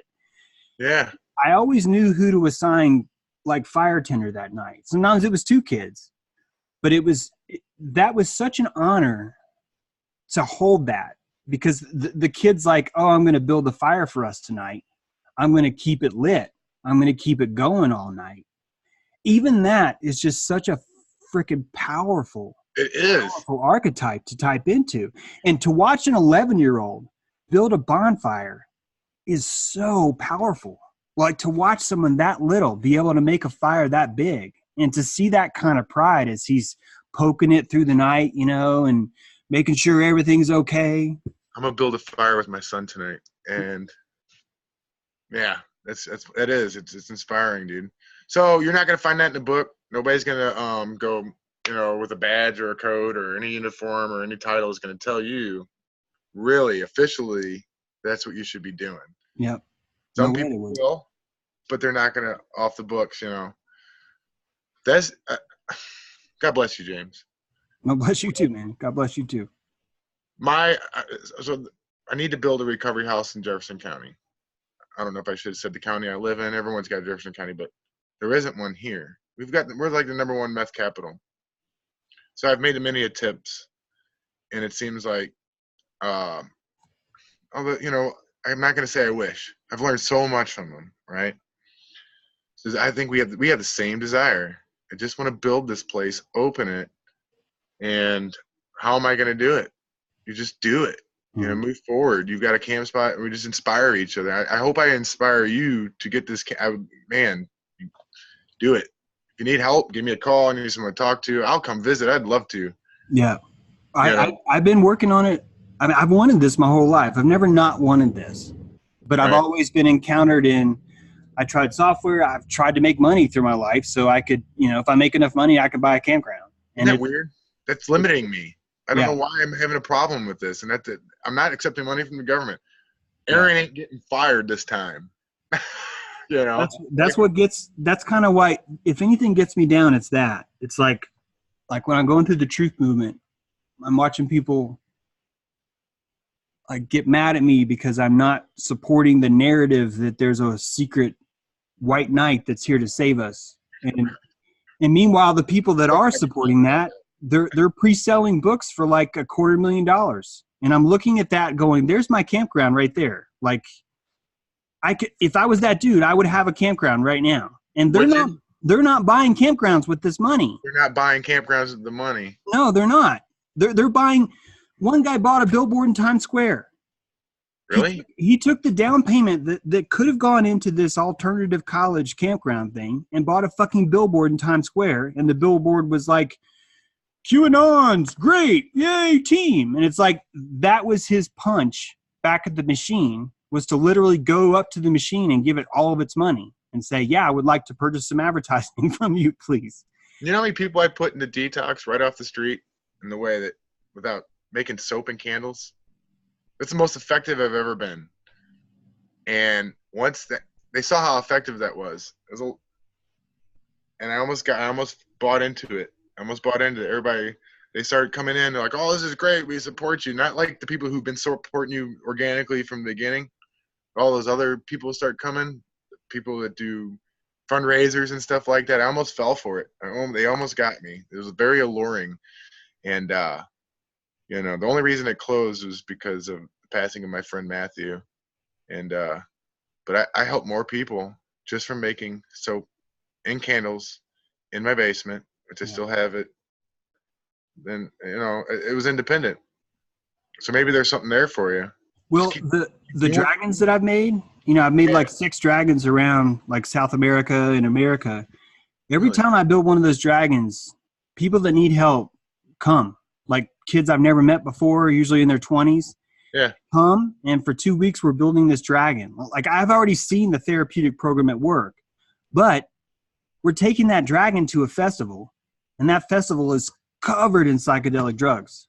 So I'm not able to win. When I build those dragons, I don't win. I end up losing all those kids because we get to the festival and the demons come out again. Why? Because there's all the drugs everywhere. This is why I want a campground, because on the campground, I can have a sign up front that says no vampires. And that'll just explain everything. It'll be like, it's like, well, I'm sorry, here's why we can't do drugs, because here's the vampiric nature of this. Here's the vampiric nature of that, you know, and you could stay here, but this is how group fire's clean. This, you know, this is how this is going to work. I couldn't say that to a kid that I convinced to help me drag and cut all this bamboo out of the forest. He wants to go to that festival and do drugs and meet beautiful girls and you know, and dance. And I mean, you can't compete with that. We're not trying to. There's no way I could compete with that. Exactly. But I saw the therapeutic system at work, and the people that were helping me build these dragons, they were like, man, this is like really fun. Like, I've never had this kind of fun before. And I'm like, you're damn right. There was the alchemy, that they were responding to the alchemy that was happening. It is the alchemy. And that's what the campground's all about, because it's away from society. I'm able to create that alchemical bubble, you know, on 20 acres or whatever. That's an easier spell to maintain. That's an easier state, you know, of being to maintain around that area versus, you know, when I was working out of a gas station for a while, which is great, but it's like I only had this little space, and these people were going home at night, and we were going to the festivals, and all the drugs were there. Yeah, you can create that bubble. Yeah. You know, I'm sure you already have. And so, I mean, back to inspiring each other. So, yeah, I mean, I got somewhere I'm going here in the next month. You know where that is. And, you know, when I get back, I think that's really where I need to put my focus in, because we can do this. You know, hearing Jerry, you, so many others out there. I really appreciate you giving me this opportunity to talk to you, dude, because I'm going to walk away. I've been wanting to talk to you for a while. I'm glad. Yeah. Yeah. I'm not always real life, you know, I'm not always feeling like I want to talk anyway. You know, this is just happened to be a really good day. I spent it with my son. We went out and shot bow and arrow, protege of mine. He's done really well. And then I had something to look forward to. Talk to you, James, that interview you put out with Jerry. I've been really wanting to hear more. I don't know if I wanted to hear more from Jerry. I wanted to hear an authentic conversation with somebody like yourself. And it was a great interview. So, yeah, man, you give me hope. It's funny. It's not just, there's others out there like you and me talking about the same stuff where it's not a campsite, alchemical school, hermetic school, these more organic things that they really are driven to do. Why? Well, I have a sneaking suspicion that throughout mankind's history, when we were at our best, these are the small little tribal institutions that have always been in place. And what do they always go after? You know, I like what you were talking about the prohibition. I never kind of looked at that. I knew there's something wrong there, and then you're like, you dickheads. Yeah. Really? You know. And that was World War I and World War II right after that. So it all just fed into it. It was fucking brilliant black magic, really. Like, I have to say that because it's just like every decade they had something else. Okay, step 1, step 2, step 3, step 4, and here we are. World War I's so fascinating. I wouldn't even be here. That's how my grandfather and my grandmother met. My grandfather was in Europe fighting World War I. Wow. His Doc, his best friend in the army, was my grandmother's little sister. They started writing, fell in love with each other, crossed the sea, get married. Here we are. It's weird. So how can World War I be such a bad thing? It's not a. We're gonna take that approach. We're gonna step outside the box. It is. What I'm trying to say is, here I am out of World War I. You know, boom. You know, what do you guys got for us now? Because you can't. You want to bring a World War III on? Really? You want to bring a Civil War on? Do you sure you want to do that this time? Because after World War I, World War II, here we are. You can't put this fire out. Yeah. Why don't you just step aside and let nature, God, human beings do what they naturally want to do? You know, if you want to go the Hades thing, I don't, you know, sooner or later, and it's already happened, we're going to master ourselves and we're going to come back even stronger than we've ever been before. Yep. And then you won't even have an opportunity to have any kind of possessions whatsoever. You won't have access to this world whatsoever because you just didn't have any of your own inhibitions. You wanted to have it all. Sorry, man, it ain't yours to have in the first place because I'm in between heaven, hell. This body, this temple exists in between. This is what I'm here for. It was created for us to grow, move on. Another soul comes in. I don't know. I think that's pretty close to what it is.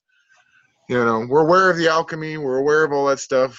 Guys like me and you can tap into this just naturally, find the information we need.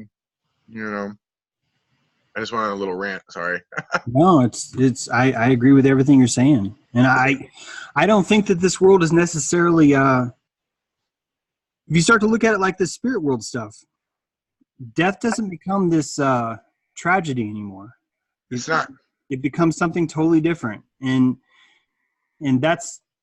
I'm still trying this on this Carl Wicklund book. I'm still trying on thinking about life this way. It's really been moving me. I don't know where it's going to take me, but it's been. Well, if it's there in front of you, you got to have some kind of confidence. That's what it's there for. It's like, hey, you're ready for this, James. Boom. Yeah. You know. Yeah, like right now, I'm really thinking a lot about Tracy Twyman because she passed, and it was not a good passing. In fact, now I really think that I think she was possessed by the same. This sounds so crazy, but the same being that got Isaac Cappy went after Tracy Twyman, and I only know that because she was looking at his death, and this guy named Jamie that owns this campground, ironically, that Isaac was near.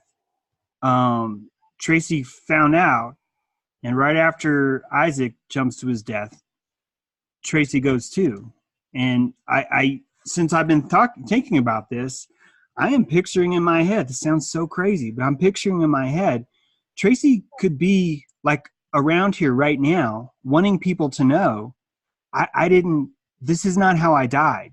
What actually happened was this other entity. And yeah, I heard you talking about an experience, and I knew who you were referring to. I would like to, I wouldn't even like to. It's just, these are the things that I'm thinking a lot about now. Like, how does this, if this works. So we have, all of a sudden, we have an intimate relationship with death. Okay. Not somebody else's version of it. Not yours. Your experience with it. It could be just like what we're talking about. You could be holding an individual's hand when he draws his last breath. Mm-hmm. Okay. If you're fortunate enough to experience a beautiful experience like that, whatever it is, I will tell you now, consider it an opportunity to be kind, be there for someone, guide them. I've done it, guide them spiritually and all that stuff. But what we're talking about here is an intimate relationship with death. How to don't disregard your intuition. Don't. It is crazy, but it doesn't mean it's not real. Well, it also answers it.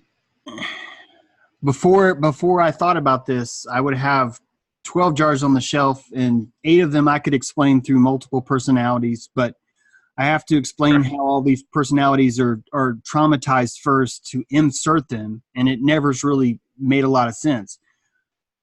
Glancing at it now, all 12 of these jars make total sense to me now. Like, all the evidence that I've ever looked at is like, in fact, something that hits me the most is when I was reading about ancient Egyptian culture. Yeah. They didn't have a word for dying. They called it westing. Yeah, they did, didn't they? They called it westing. And that's freaking fascinating, man, when you start to think about this, because in fact, today as I was driving, I went to the grocery store. I'm walking around and I'm thinking about Tracy, and I'm asking myself, am I thinking about Tracy right now? Because Tracy is like right here. Like, is she the person that's saying, "Hey, James, you're onto something," or, is she saying, "James, you're a stupid fuck. You got it all wrong. It's this way." I'm not even trying to say that I'm right. It's just that now I'm looking at this from a totally different perspective, something I would never look at before, because I've always owned my thoughts. I've always just said, no, those thoughts are mine. All that's mine. This is my own programming. I've been programmed from a young age to have a scapegoat complex, blah, blah, blah. It's, like I said, it's alchemy, where I'm re-looking at every single thing, and it's a blessing. It's a huge blessing. I don't even know where it's going to end up, but it's fascinating to at least explore and try and figure this out. We don't, because men like you and me, for the first time in our lives, we're not afraid of the unknown. Mm-hmm. Not only are we not afraid of the unknown, it kind of excites us a little bit. It is the mystery of this world. For the first time in our lives, I mean, we're supposed to be adults, right? But we know that there's going to be something there. It's going to be a new tool, a new lesson. Everything's in preparation. Is it really going to be the unknown when we walk into unknown, or there are going to be things on our journey? Because so far, James, I'm getting all this stuff that, sounds crazy, but here I am. I'm telling you, I'm not afraid to die, because I don't recognize death like you do. It's a completely different, I understand you have your version of it. I was with my father when he passed away last year, and he said, I don't want to die. Or I'm afraid to die. I don't want to die. Like, that was his last, and I couldn't take that fear away from him. I could be there for him. Wasn't going to try. I knew that once my father passed, and I did have experiences. He came visit me in dreams. Those dark shadow entities came about. It was gnarly, man. So I went to work with those guys again. But it really, what my dad was able to teach me is, that's not going to be my experience. I'm not going to not have my own conception, a healthy one, of what my journey into the unknown is going to be. You understand? Mm-hmm. So, I mean, that may be a big problem for a lot of people. It has to be. And that would explain why there's so much more trauma. There's more psychic trauma around this, because no one understands how this works. I'm going to put this up on the screen again just in case someone missed it, but I can't say enough how much I recommend reading this book. Yeah. It's 99 cents on Kindle. It's a great read, and it's just a constant look at case after case after case. Addiction, manic depression. I'll tell you, after you look at this, you can come back and look at these other look at other experts. They're going to say the exact same thing this guy says. It's Probably. exact same. I've already checked. It's not even like this is one kook, surrounded by all these other people that see it different. It's not that. There's a lot of people that see this the same. In fact, a lot of hospice workers see this exact same phenomenon where there's, 3 days before there's a visit to the bed and all these people are seeing relatives that have passed. Some of these relatives have passed. One case in particular that blew me away, an old man saw his sister. He saw his parents had already passed, and then he saw his sister too. He didn't know that his sister had passed. They didn't tell him that his sister died 5 days beforehand. They didn't want to shock him. They didn't want her death to freak him out. So they weren't going to tell him that she died. But here he is on his deathbed talking to his sister. It's like all these different cases are showing you all this evidence that there's, I'm going to call it Hades again, but that there's this underworld that's all around us, and it's only under because we're pushing it down. We're pushing this stuff down instead of actually acknowledging what's happening around us. You ever That's why have experience with salvia? Say what? Salvia delvinorum, whatever. The salvia. No. You ever smoke that or have an experience with that? Salvia No. Because what you're describing right there is the high you get from salvia. Oh, wow. Disturbing. Yeah. And that's another entity experience I had. I'm going to look that up because that's right up the alley with the marijuana stuff about these guys being entities. It's intense. Allies, I mean. I do not recommend, don't you dare, James. Don't you touch that stuff. No, I said look it up. Look it up. Because I wasn't prepared for it. But just like you described with the Hades and the going down, that's what it is. And a lot of other people you hear described have a similar experience. I had a huge dose of it. So I got sent. I even disturbed the people around me. But those entities and being sucked down. That's what it was. There's so many verses in the Bible where Jesus is necromancing demons. Like I stopped counting after 20. I screenshotted at least 20 of them. And not only that, but he was... That is a tau cross. It's Thigh's wheel. And that's also part of my experience of dealing with these entities is when I took on the tau cross. And that's St. Anthony casting out demons. That's another St. Anthony the Hermit. And I can tell you, it works. It's very effective. And that's how I was able to build a relationship with when I say Jesus Christ, archetype, whatever. Mm-hmm. Here's the deal, man. When I'm dealing with these things and my experiences, it's about authority. I think what St. Anthony the Great, or the Hermit, the story, his first saint, was after his battle with these demons, these Satan is what he said, but it's a good story. At the end, he literally said, if you had any authority over me, you would only have sent one. And he already did. It was his only begotten son defeated these entities. So he said about casting out demons throughout Egypt because they were plaguing the land, and he didn't want to. He was like, no, I want to be a hermit and in my solitude. But now God's like, you got to get out there, man, cast out demons, and that's what he did. So that's what why was I so attracted to that in 2010 before I got sober? Ever since I took on this, it's grown. So that's another tool. Look that up. I do. I wrote it down because this is what my book's about. It's about these. It's really the technology of belief. That's why Jesus is such a powerful archetype. That's why archetypes work the way they do. There's an anatomy to them. There's a technology to them. Definitely. And it all comes back to our belief. It all comes back to our ability to charge off that symbol.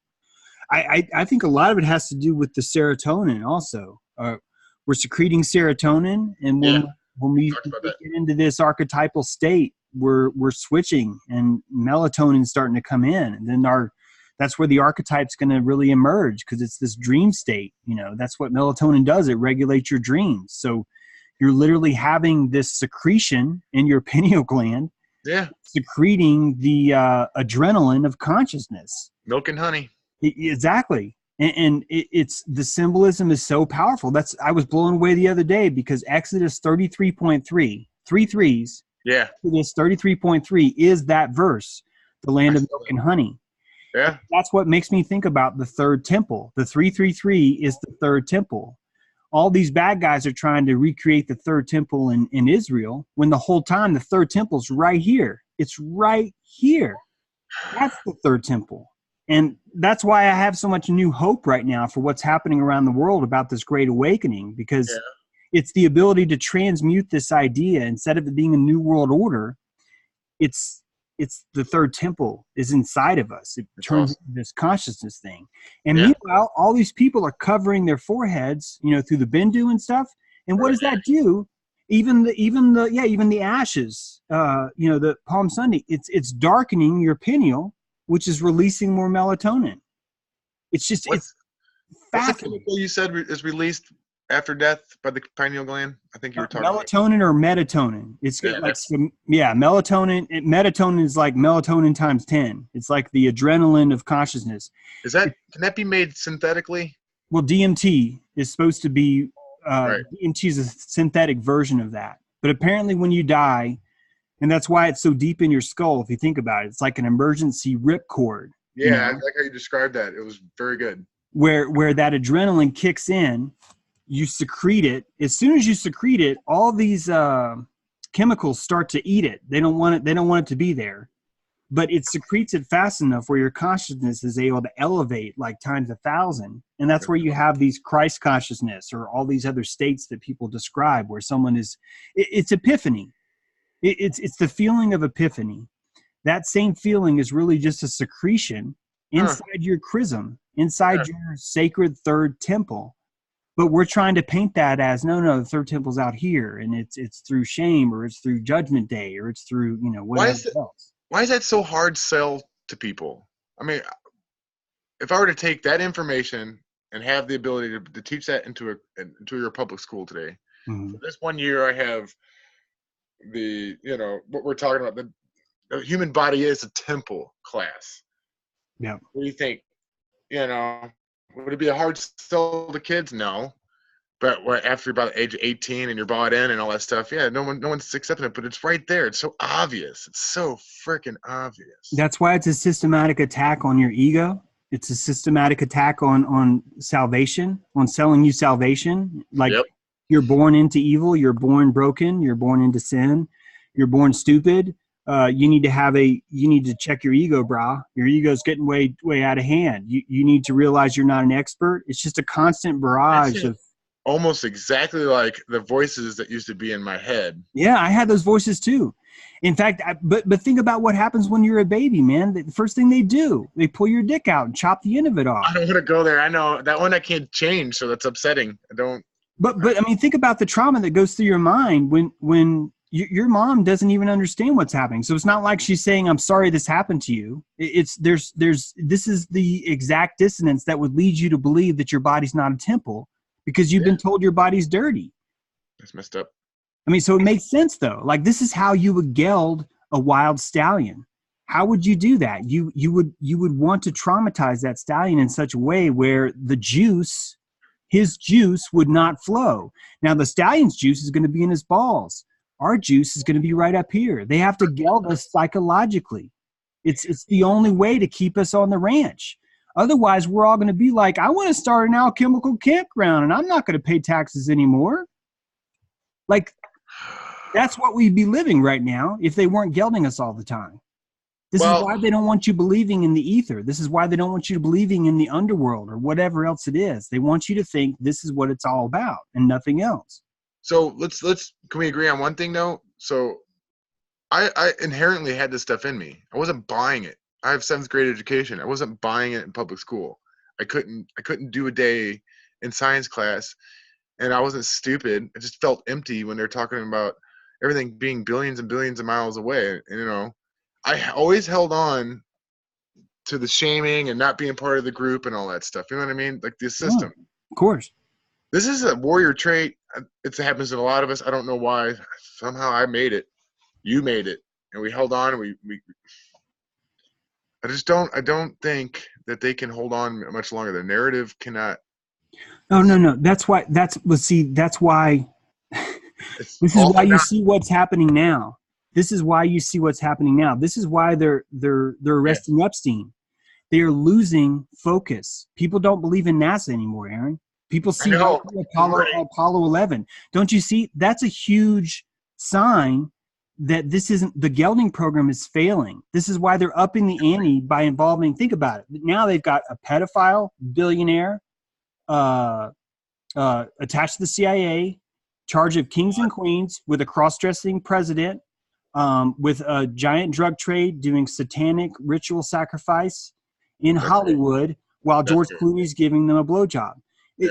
They're literally throwing every single thing they can at this script because they need us to look at their pyramid. They need us to look into their eye and go, your drama is better than anything else in the world. Of course I'm going to follow you.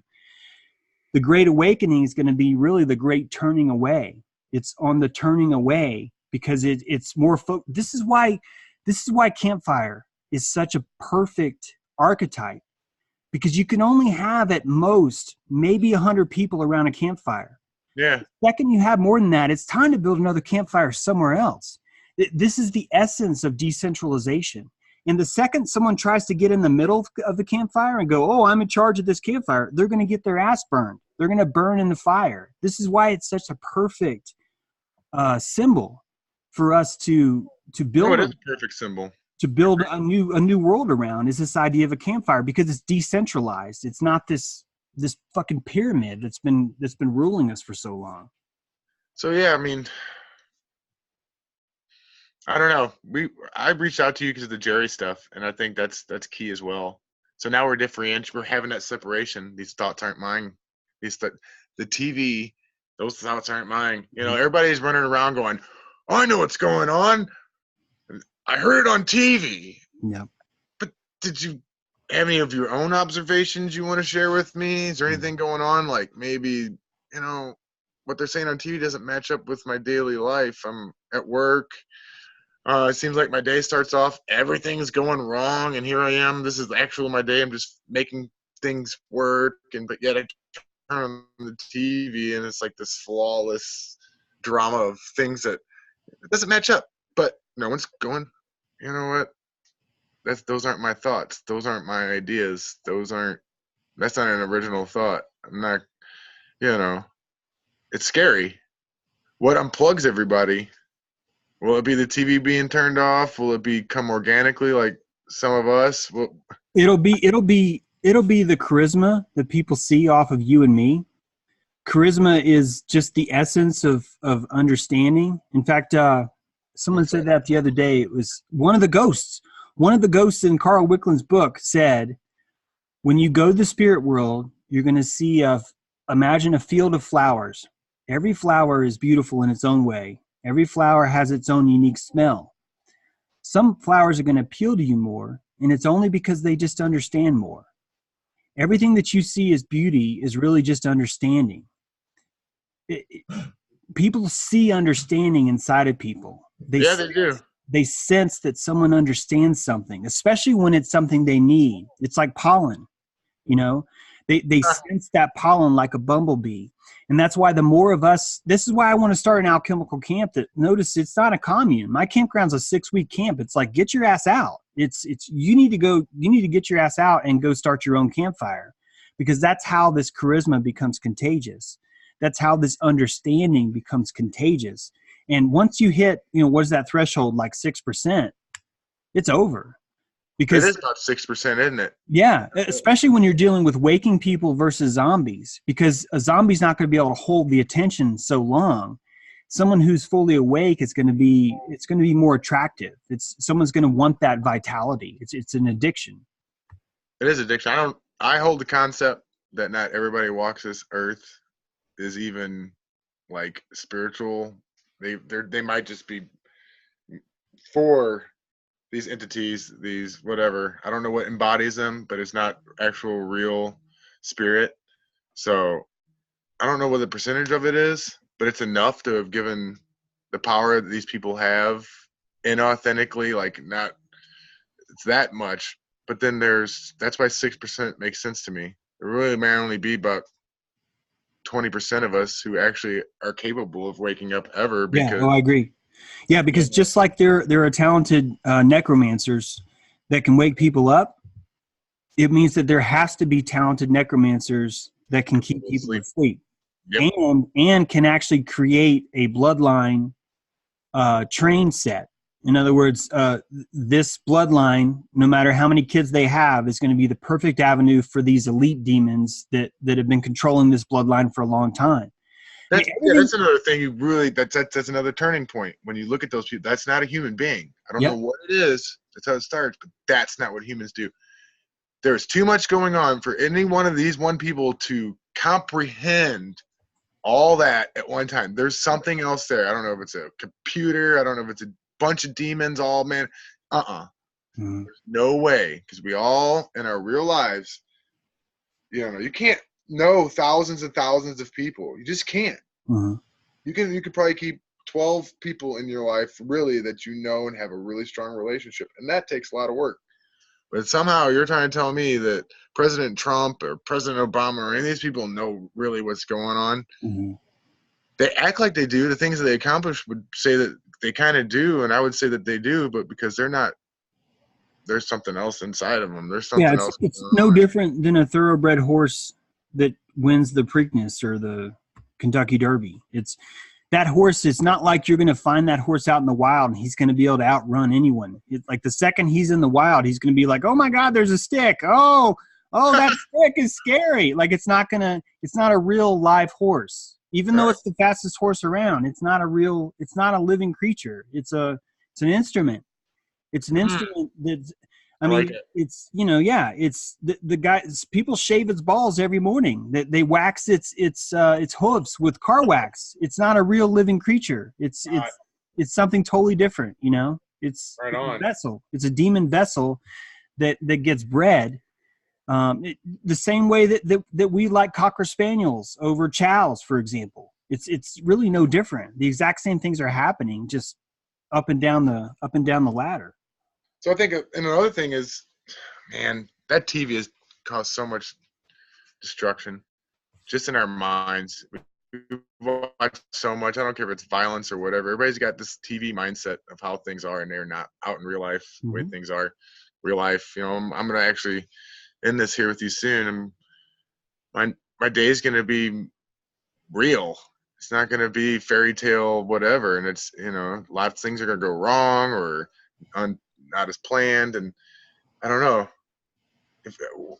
if you're not able to comprehend and figure that out, I just don't think that you might just be an automaton robot, but you can sense it in other people who, they know it, but it almost seems like that population, that demographic really has a hold on them. That's that necronet.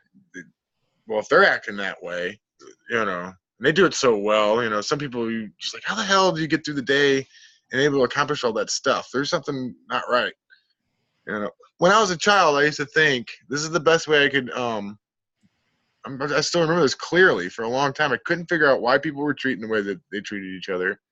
But I was like, I must be the only real human being, and the rest are robots. That's I thought about that, and then you hear guys like Gurdjieff and stuff like that, and you're like, really?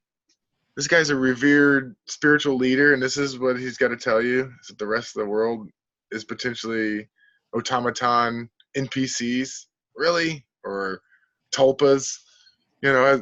What are they, being born without souls, or what's going on? That was organic. I might have been right, James, but they took that out of me. So I don't know. That's another part of this. I think a lot of, I'm 39 years old, and I'm picking up all these concepts that I had as a kid. I'm looking at the stars at night, and I see luminaries, and it works for me. It makes me happy. Me too. Me too. Yep. Just like when I was a kid, when I wished upon a star, and I did, still do, man. Look at a star. And, I talk to it. I communicate with a star. What's up with that? I'm a grown man. You're not supposed to do that stuff. Oh, yeah? Well, I do, and I'm happy. I'm healthy. I'm stronger. I'm wiser when I do that stuff. I don't watch History Channel anymore or Sci-Fi Channel. That crap. It's been a great talk, man. My wife is gonna be walking in the door here after a long weekend as an RN and dealing with those doctors. So. Right on.